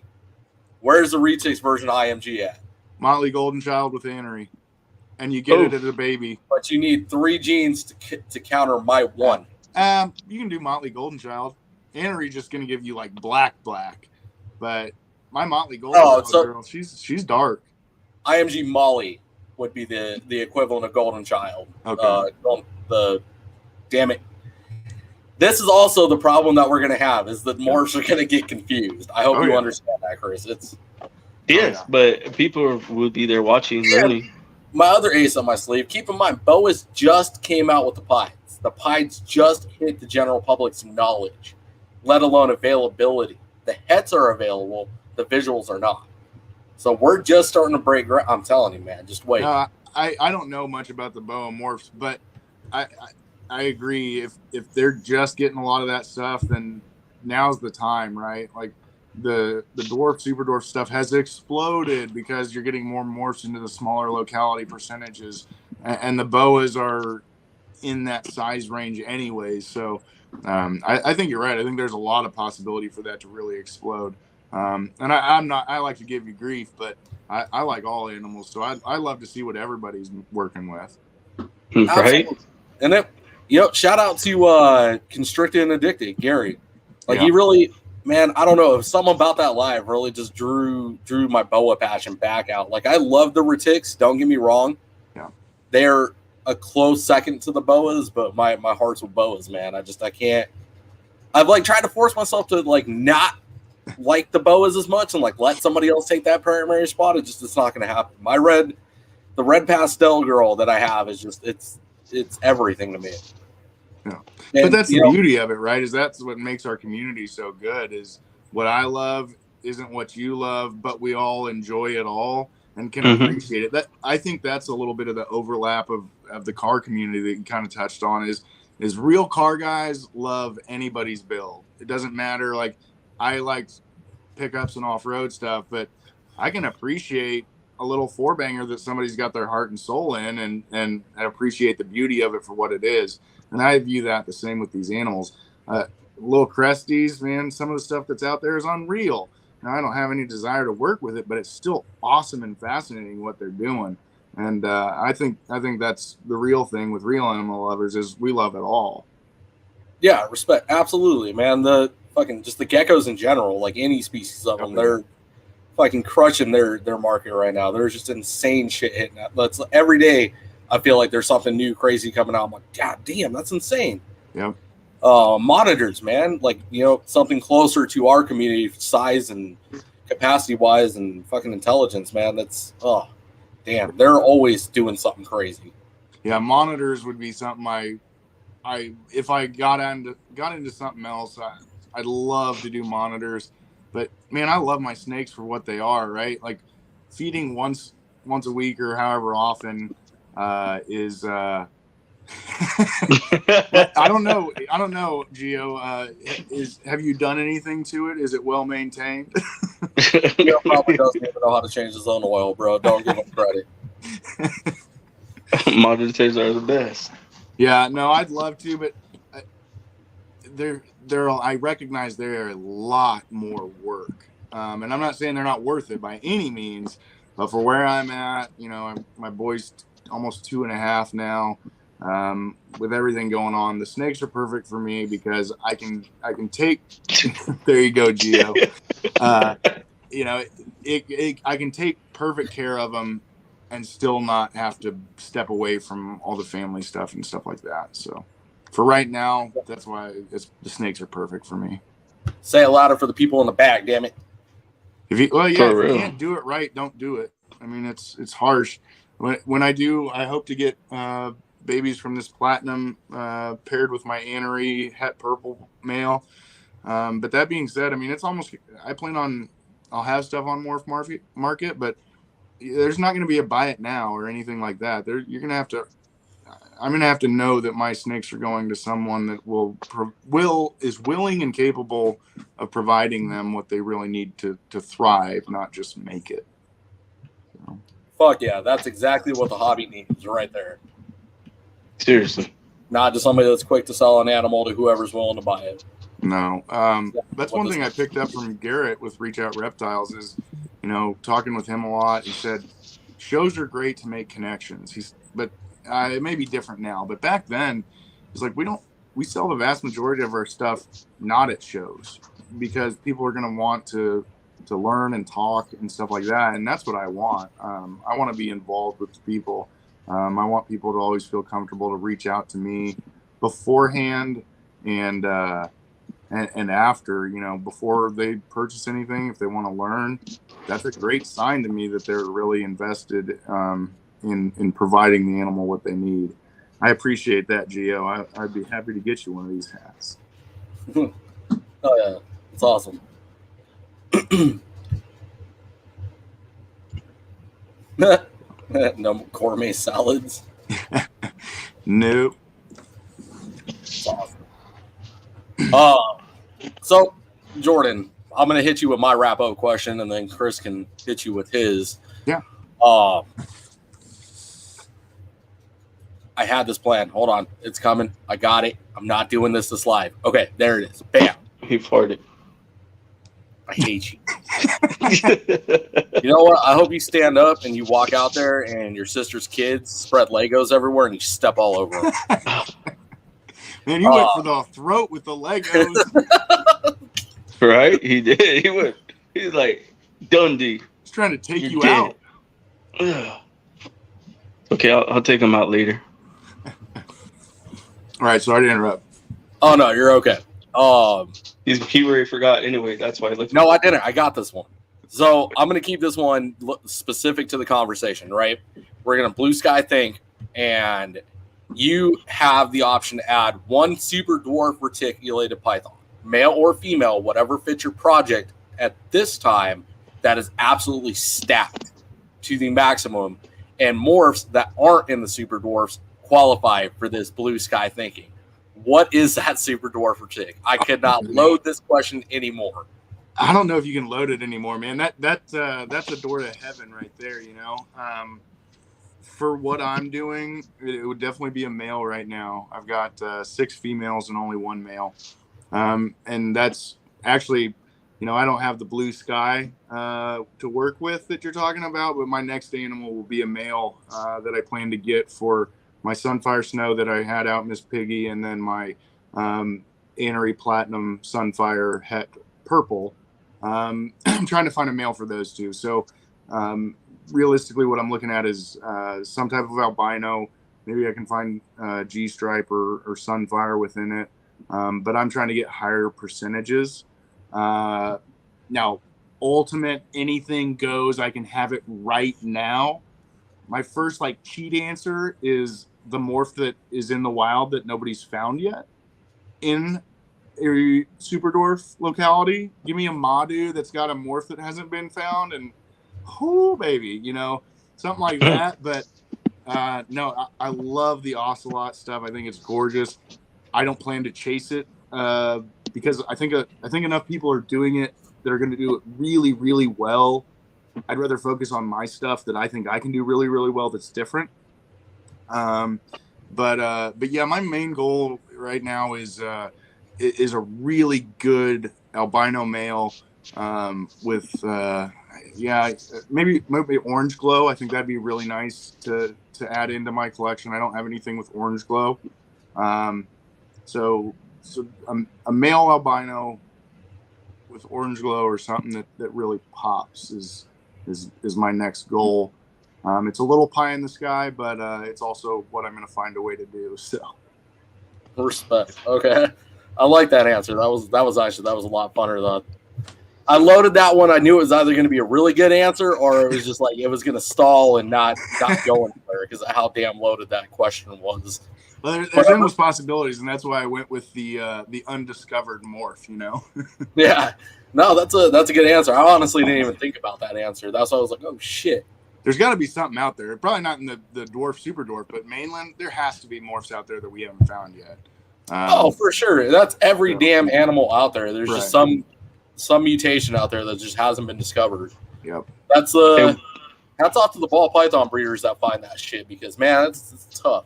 Oh yeah. For real. Like, what was that one that just came out? Stranger and what was that other one? Stranger's been out for a minute, bro. Has it? I never even heard of it. So see, that's the thing though. Like when you see Pharaoh. There you go. That one, yeah. When you see the genetics at the show market, though, you got to understand that these breeders, when they get these imports in, you don't hear about it. Like the ones that like the zebra, I don't know what ocelot, right? We'll say one of the newest, hottest genes in retics. These things that been in captivity for a hot minute, and they finally got proven out. It's been years. So, like, as we're seeing the newest gene on the market, like, there's so many coming in, bro. It's crazy. Like, once you wrap your head around what's hitting the import market right now, we don't even know about. We won't know for 3, possibly 5 years for them to prove out that genetic they spotted. Or not genetic, sorry. The morph, Christina, don't have a fucking aneurysm. I love Christina for that, I have to say. I can hear her. I can sense her freaking out. The morph that's not, that's hitting the imports now won't be on the market for up to 5 years. Because they got to prove, is it dominant, codominant, recessive? So when it hits the market, especially a recessive, right? Like the new recessive, what is the newest one? Like zebra just hit the market, I think last year, the year before that, in ball pythons. Like that has to have been, I think 5 to 6 years to prove that. Like it's crazy. Yeah. Insanity. So like, yeah, the new is like the newest is not the newest. Yeah. It's the newest we know about. That's what I struggle with, man. I get so excited that I'm not a secret keeper, man. I love my animals. I love showing them, and I love showing what the potential is. I'd be a wreck if I had something I couldn't tell people about. Like I just get too dang excited about it. But one thing for the retic for the imports, it makes sense, but I hadn't thought of. I was talking to Garrett, and a lot of the morphs for retics came from the snake skin trade, because the skin trade, they'd see one come in and they're like, oh, well, this looks different, and they learned that the pet trade would pay really high dollars for these different looking retics. And so a lot of the morphs came from the skin trade, from my understanding, which it makes sense, but I never thought of until really recently. No shit. That's what I was told, yeah. That makes a lot of sense. Because, I mean, if you're in the skin trade, you know what they look like, right? You see them all the time, and we don't need to go down that rabbit hole of that industry. But I did find a little bit, for lack of a better term, of beauty in the fact that the money saved some animals and furthered the hobby. Even though it took money to do it, like that's amazing that it was able to not just be killed for its skin, that it could go on and continue those genetics into new stuff. Absolutely, 100%. And shit, man, anybody in the skin trade, hit us up first. We'll pay you more than the dude will for the purse. Yeah, I promise you that. Yeah, I'll send you a purse and money if it gets me an animal that's new. Yeah, I mean, and just in general, I mean, fucking think about, like, oh yeah, like you said, let's not go down that rabbit hole. Right, Chris, you're up. I'm joking. Okay, so I'm gonna ask you a couple of questions. Yeah. What is your take on hybrids? You like them? You don't like them? Only because Levi doesn't like them. I missed. Oh, did you say Levi doesn't like them? Yeah, Levi don't like hybrids. I am team God hates hybrids. I'm torn. All the way. So like a bat eater python, a berm and a retic combine, stuff that potentially could happen in the wild. Sure, I'm not going to tell anybody they shouldn't do it. But I think it can create some really neat stuff. But this is a bad example, and it's not reptile, but you think of bulldogs, like the English bulldog. Like they're cool dogs, and they were bred for a purpose, and I understand that. But from my understanding, they can't give live birth. Every animal has to be born through C-section. And if you alter an animal to the point that it can't sustain itself naturally, I think we go too far with some stuff in that regard. You know. Okay, see that I agree with. The way he said it, we go too far with some stuff. Okay, Yeah. Levi. You're going to be hard pressed to get a black and white yes or no from me on a lot of stuff, just because there's too much gray. There's too many different things. Like, that being said, I'm also speaking a little bit out of ignorance because I haven't really researched a whole lot of hybrids, so to speak. So, you know, I know like one person I follow online has it's a Eastern Diamondback and a timber rattlesnake hybrid, and they're really cool. But it's a naturally occurring hybrid that you, in theory, would find in the wild. In theory, so that stuff is a lot easier for me to swallow. I can swallow the other hybrids as long as, I don't know why this is my hang up, but as long as they can continue life on their own, and it doesn't have to be surgically altered to allow for life. That's just a little too far for me. I hate you, Gio. Okay, what genes do I work with? No, I'm just kidding. I had to say genes for Christina. Capondros are stupid. What? I said capondros are stupid. I'm just saying that. I was like, what? I heard him say something else. Frozen or thawed? Everything I have is frozen, frozen thawed. I'm not opposed to live. I'm opposed to glorifying live for personal gain. But that being said, you know, I had ball pythons back in the day, and there's some snakes they're not gonna eat frozen. In that instance, by all means, give your animal what they need to be healthy and survive. I've got a buddy at work. He's got a boa. Gorgeous boa, just a pet store snake, but gorgeous boa. She will not eat anything but live, and she's gone as far as she won't eat hairless. He got hairless because they didn't have one. Wouldn't touch it. Was on a hunger strike over it, and this is a girl that eats perfectly every time. So I like frozen thawed for the safety of my snakes. A rabbit, I'm not there yet, but that can do a lot of damage to the snake. And also, frankly, thinking for the rat or whatever it is, what a horrible way to go if you're alive. So for me, if they'll take pre-killed, I'm all in on that. It's just easier, it's safer. But if they need live and they won't eat otherwise, by all means give that animal live. You can videotape it, even if you like it, whatever. I'm not going to pass judgment on that, but I do have a problem when people use that to further their own agenda.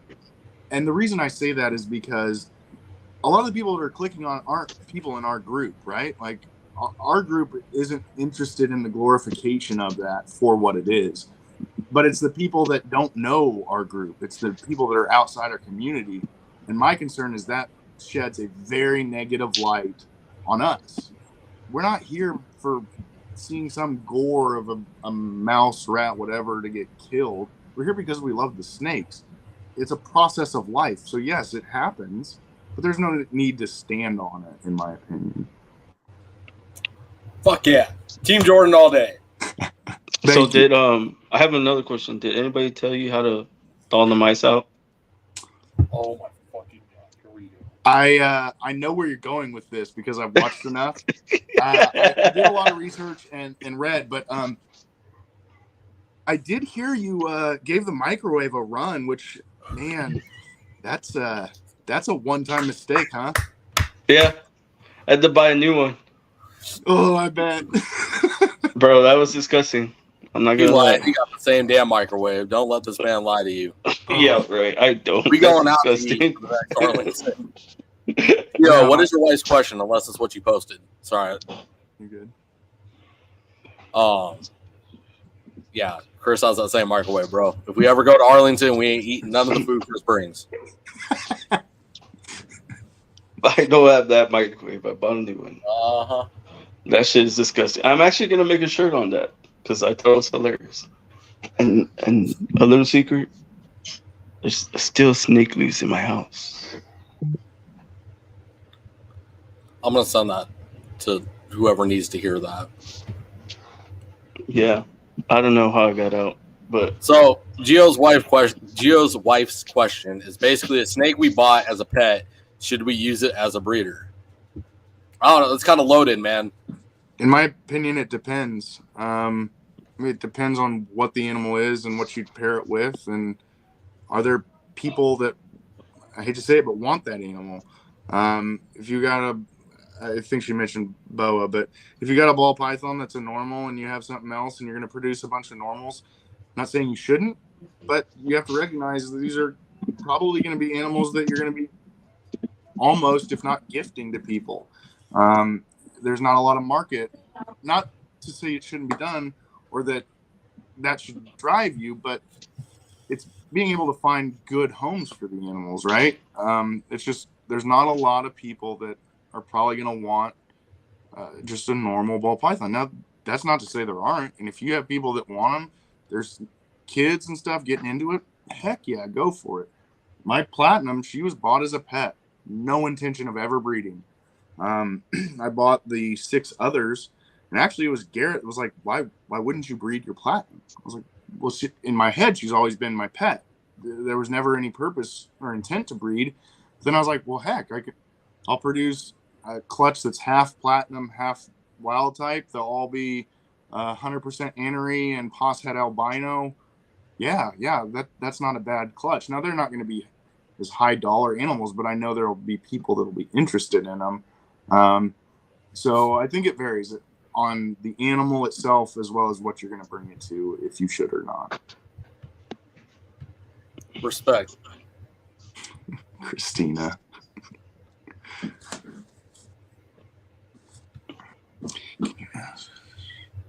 sorry, a snake that should be kept as a pet or for breeding, or if they feel it can be both, like you. Actual questions. She's mad now. Good job, Gio. You done pissed off your wife. It's all right. Like I said, me and Chucky got a triple wide, and we can make it a quadruple wide for anybody else to get stuck in the doghouse on the regular. Right? But for Gio, should it be pet or breeding? One of my favorite, I'm going to say one-liners that I've ever heard is Abby, the curly hair keeper, in one of her videos. She said, all of my animals are my pets. Not all of my pets are breeders, but all of my breeders are my pets. And I kind of muddied her words a little bit, but you know what I mean. Every animal is a pet to me. Some of them happen to be breeders. Well, most, actually all of mine happen to be, but they're all my pets. I think it's important that we view it as a pet or a family member so that they have intrinsic value to ourselves. And, you know, I worry about the quote Pokemon card trading aspect of it to an extent. Not that there's not positivity that comes from that, helping with diversity of collections and clutches.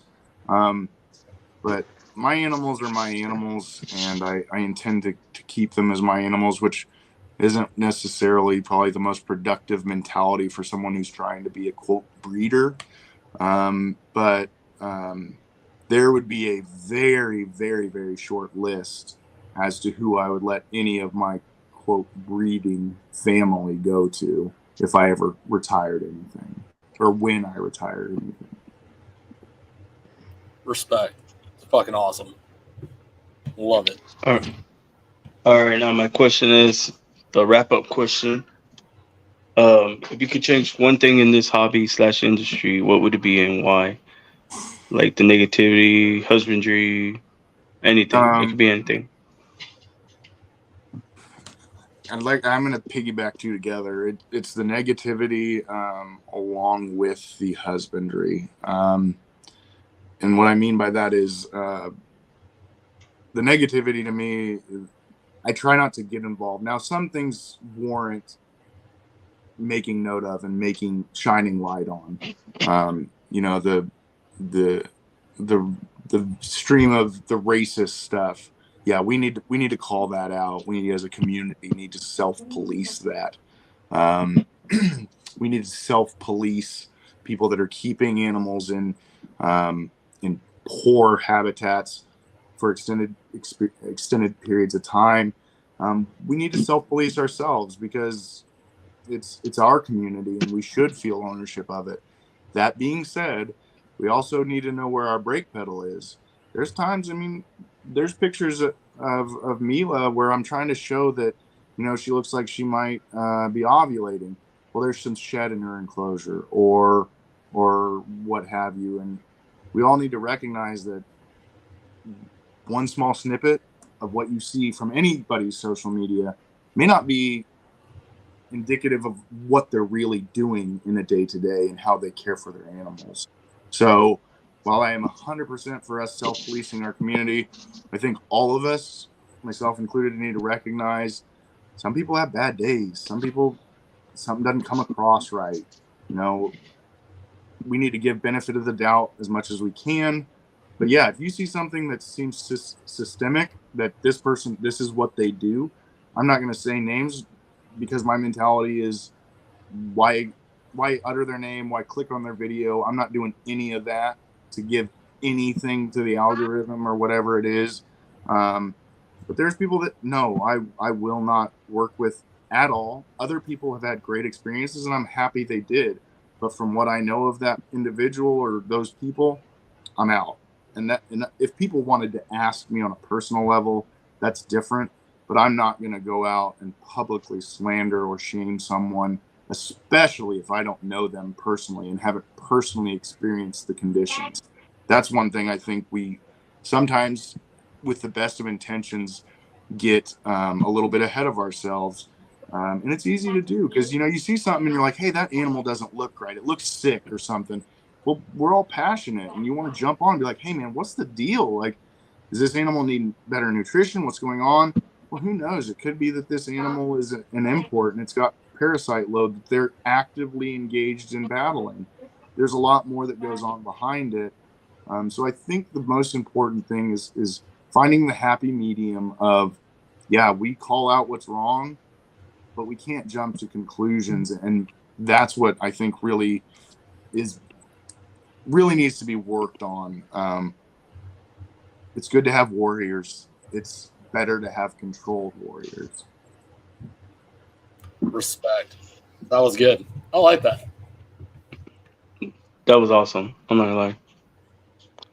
Jordan, you can keep talking. Keep talking. Hey, man, I'm having a blast. I appreciate you guys. I really do. So. You can keep talking. I'm listening. I'm absorbing this. You know, that's why I'm like, man, when you talk, I don't know. It's kind of inspired me, I guess. It lights me up.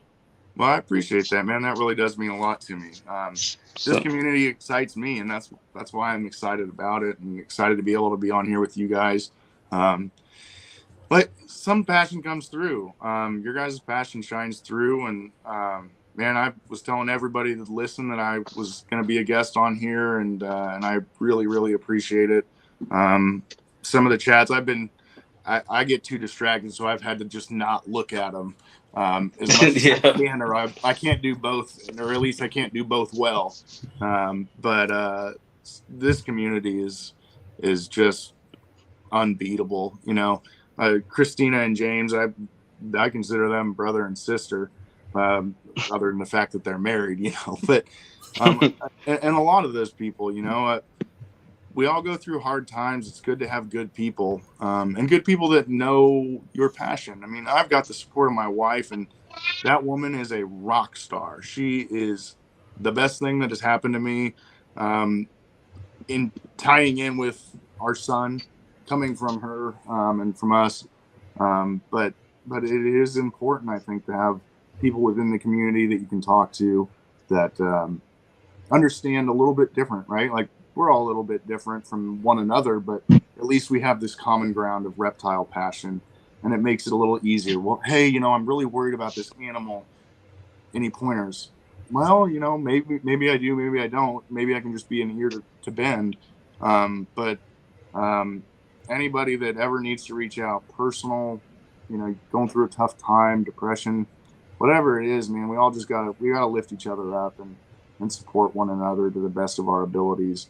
And I believe that doing those kinds of things are the best thing for our community to build it bigger and stronger and make us untouchable.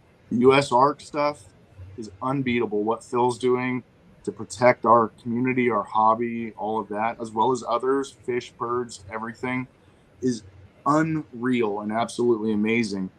I think the stronger we all get, the more we can help support U.S. ARC and be a strong basis for them to stand on. And that's really important to me is growing that community as much or as little as I can. I'm small time, right? I got 500 some followers on Instagram, and like, to me, that's big. At the end of last year, I was like, hey man, 2023, maybe I can break 500 just in the year of 2023. And I don't know what I'm at.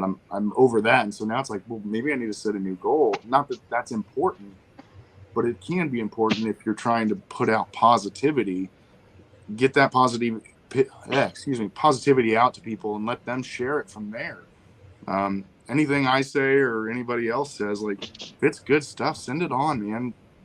Share the love, share the knowledge. Let's make each other better. Fuck yeah. Absolutely.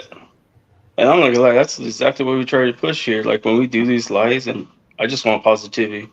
Yep.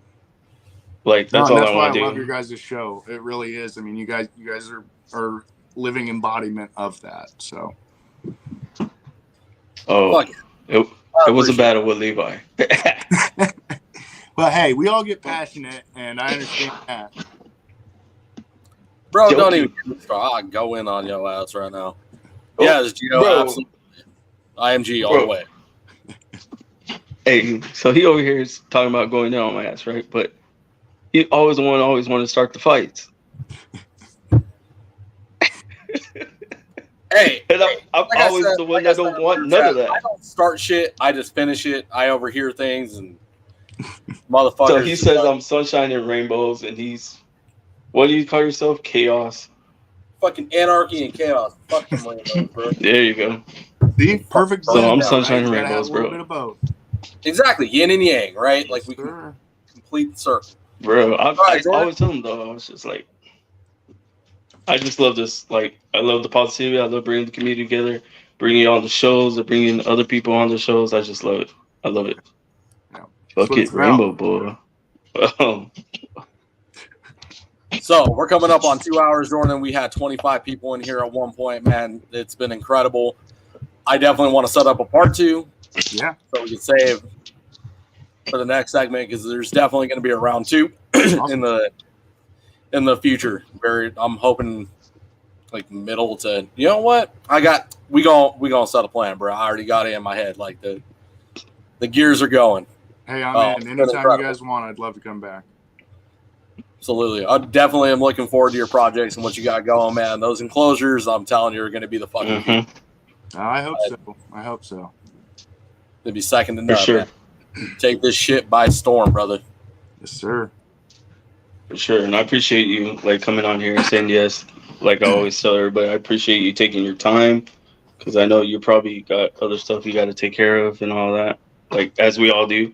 But I appreciate you, you know. And I appreciate you guys and all your efforts. Like I said, it was a fraction of my effort to come on for a couple hours than it was for you guys to get it up, get it going, and create everything. So I appreciate all the hard work you guys do with the show. Thank you, man. I appreciate that. Appreciate that. Yeah, I really do. And on that note, Levi, you got anything else to say? Thank you again, Jordan. Hey, I really appreciate it. This has been a fucking awesome live, and I'm super excited for your future, man. I'll be paying very close attention. Thank you. Thank you very much. Appreciate it. Sir. Yeah, have a good night, Jordan. Yep. Other than that, I'm going to shout out the sponsor one more time. Sponsors, Reptile Crew. Get their merch. You don't got it. CMB Reptiles. And then we got KC Reptile Labs for the bedding, the substrate. The coupon code is Sexin and Flexin. go type in Flexin. You get 50% off. The substrate is really good. It keeps the humidity up in the tubs. On that, check out Jordan's merch over there at Heartland Reptiles. Oh shit! Hold on, celebrity guest appearance right there. MJ's in the house. What? What's up, MJ? Right? What up, man? Right. Thank you for coming in, bro. Appreciate it. And I met MJ in person. Man, that guy's awesome. Just talking to him, he gave me that brother love, bro. It was just awesome just to meet MJ. So that's all I had to say. Excited for And on that note, hold on, real quick. Jordan, plug yourself. Hold on, we fucked up. We forgot. Oh, Jordan, shit, plug yeah. yourself. Where can people find you, bro? You can find me. Instagram's most active. Facebook. I'm pretty sure I have my cell and email on both of those. But Instagram's the best way to get a hold of me. Anybody that has questions, wants to shoot the shit, whatever it is, I love talking to everybody. So I'm an open book. You know, anybody's welcome to reach out. Love to hear from everybody. But yeah, Instagram's the most important. Once I have enclosures, I'll be making some YouTube videos so people can actually see what's going on a little bit better. But for now, Instagram. Hey Jordan, if you can DM me your where they can find you. Yeah. So I could put it in the description. I got to do that on Monday, like on my days off, because I've been hella busy. Yeah. So I'm gonna try to do all of that tomorrow. Go back on some of the videos and put the descriptions in there, you know, for people where they can go find you guys. Yeah, I'll send that to you tonight before I go to bed. All right. If you ain't following Jordan, go follow him. This man's a fucking future. I'm telling you. Just wait for it. It's coming. Anything else? Hey Jordan, one more thing before you go. Can you flex for us? Not like I used to. I used to be an athlete, but man, it's been years. I was like, hell yeah. Right. I can't give you a dab. I Did can't you just dab. fucking dab? I just did a dab. I may as well be 20, Yes, I 30 did. years older than I am. It's just not in my capabilities. Thank you. No, we're not. You can't dab? Nope. Nobody Hey, I'm gonna wants dab. to dab, bro. You can dab. I dab. You Y'all dab are by haters. yourself over there, okay? Okay, I dab with my kids, so I will dab with them. Hey, if it's with your kids, it's a little different. See, yeah, I was gonna say, like, it's not the same, bro. Yeah. My little boys dab and they go whoo, whoo, whoo, like that. But on that note, guys, y'all have a good night. Appreciate Jordan coming on. See you guys. I love you guys and members. Stay positive. Keep spreading that positivity. Love each other. Yeah, wrong way. Yeah. But y'all know where I'm going with that. Love you guys. And we out.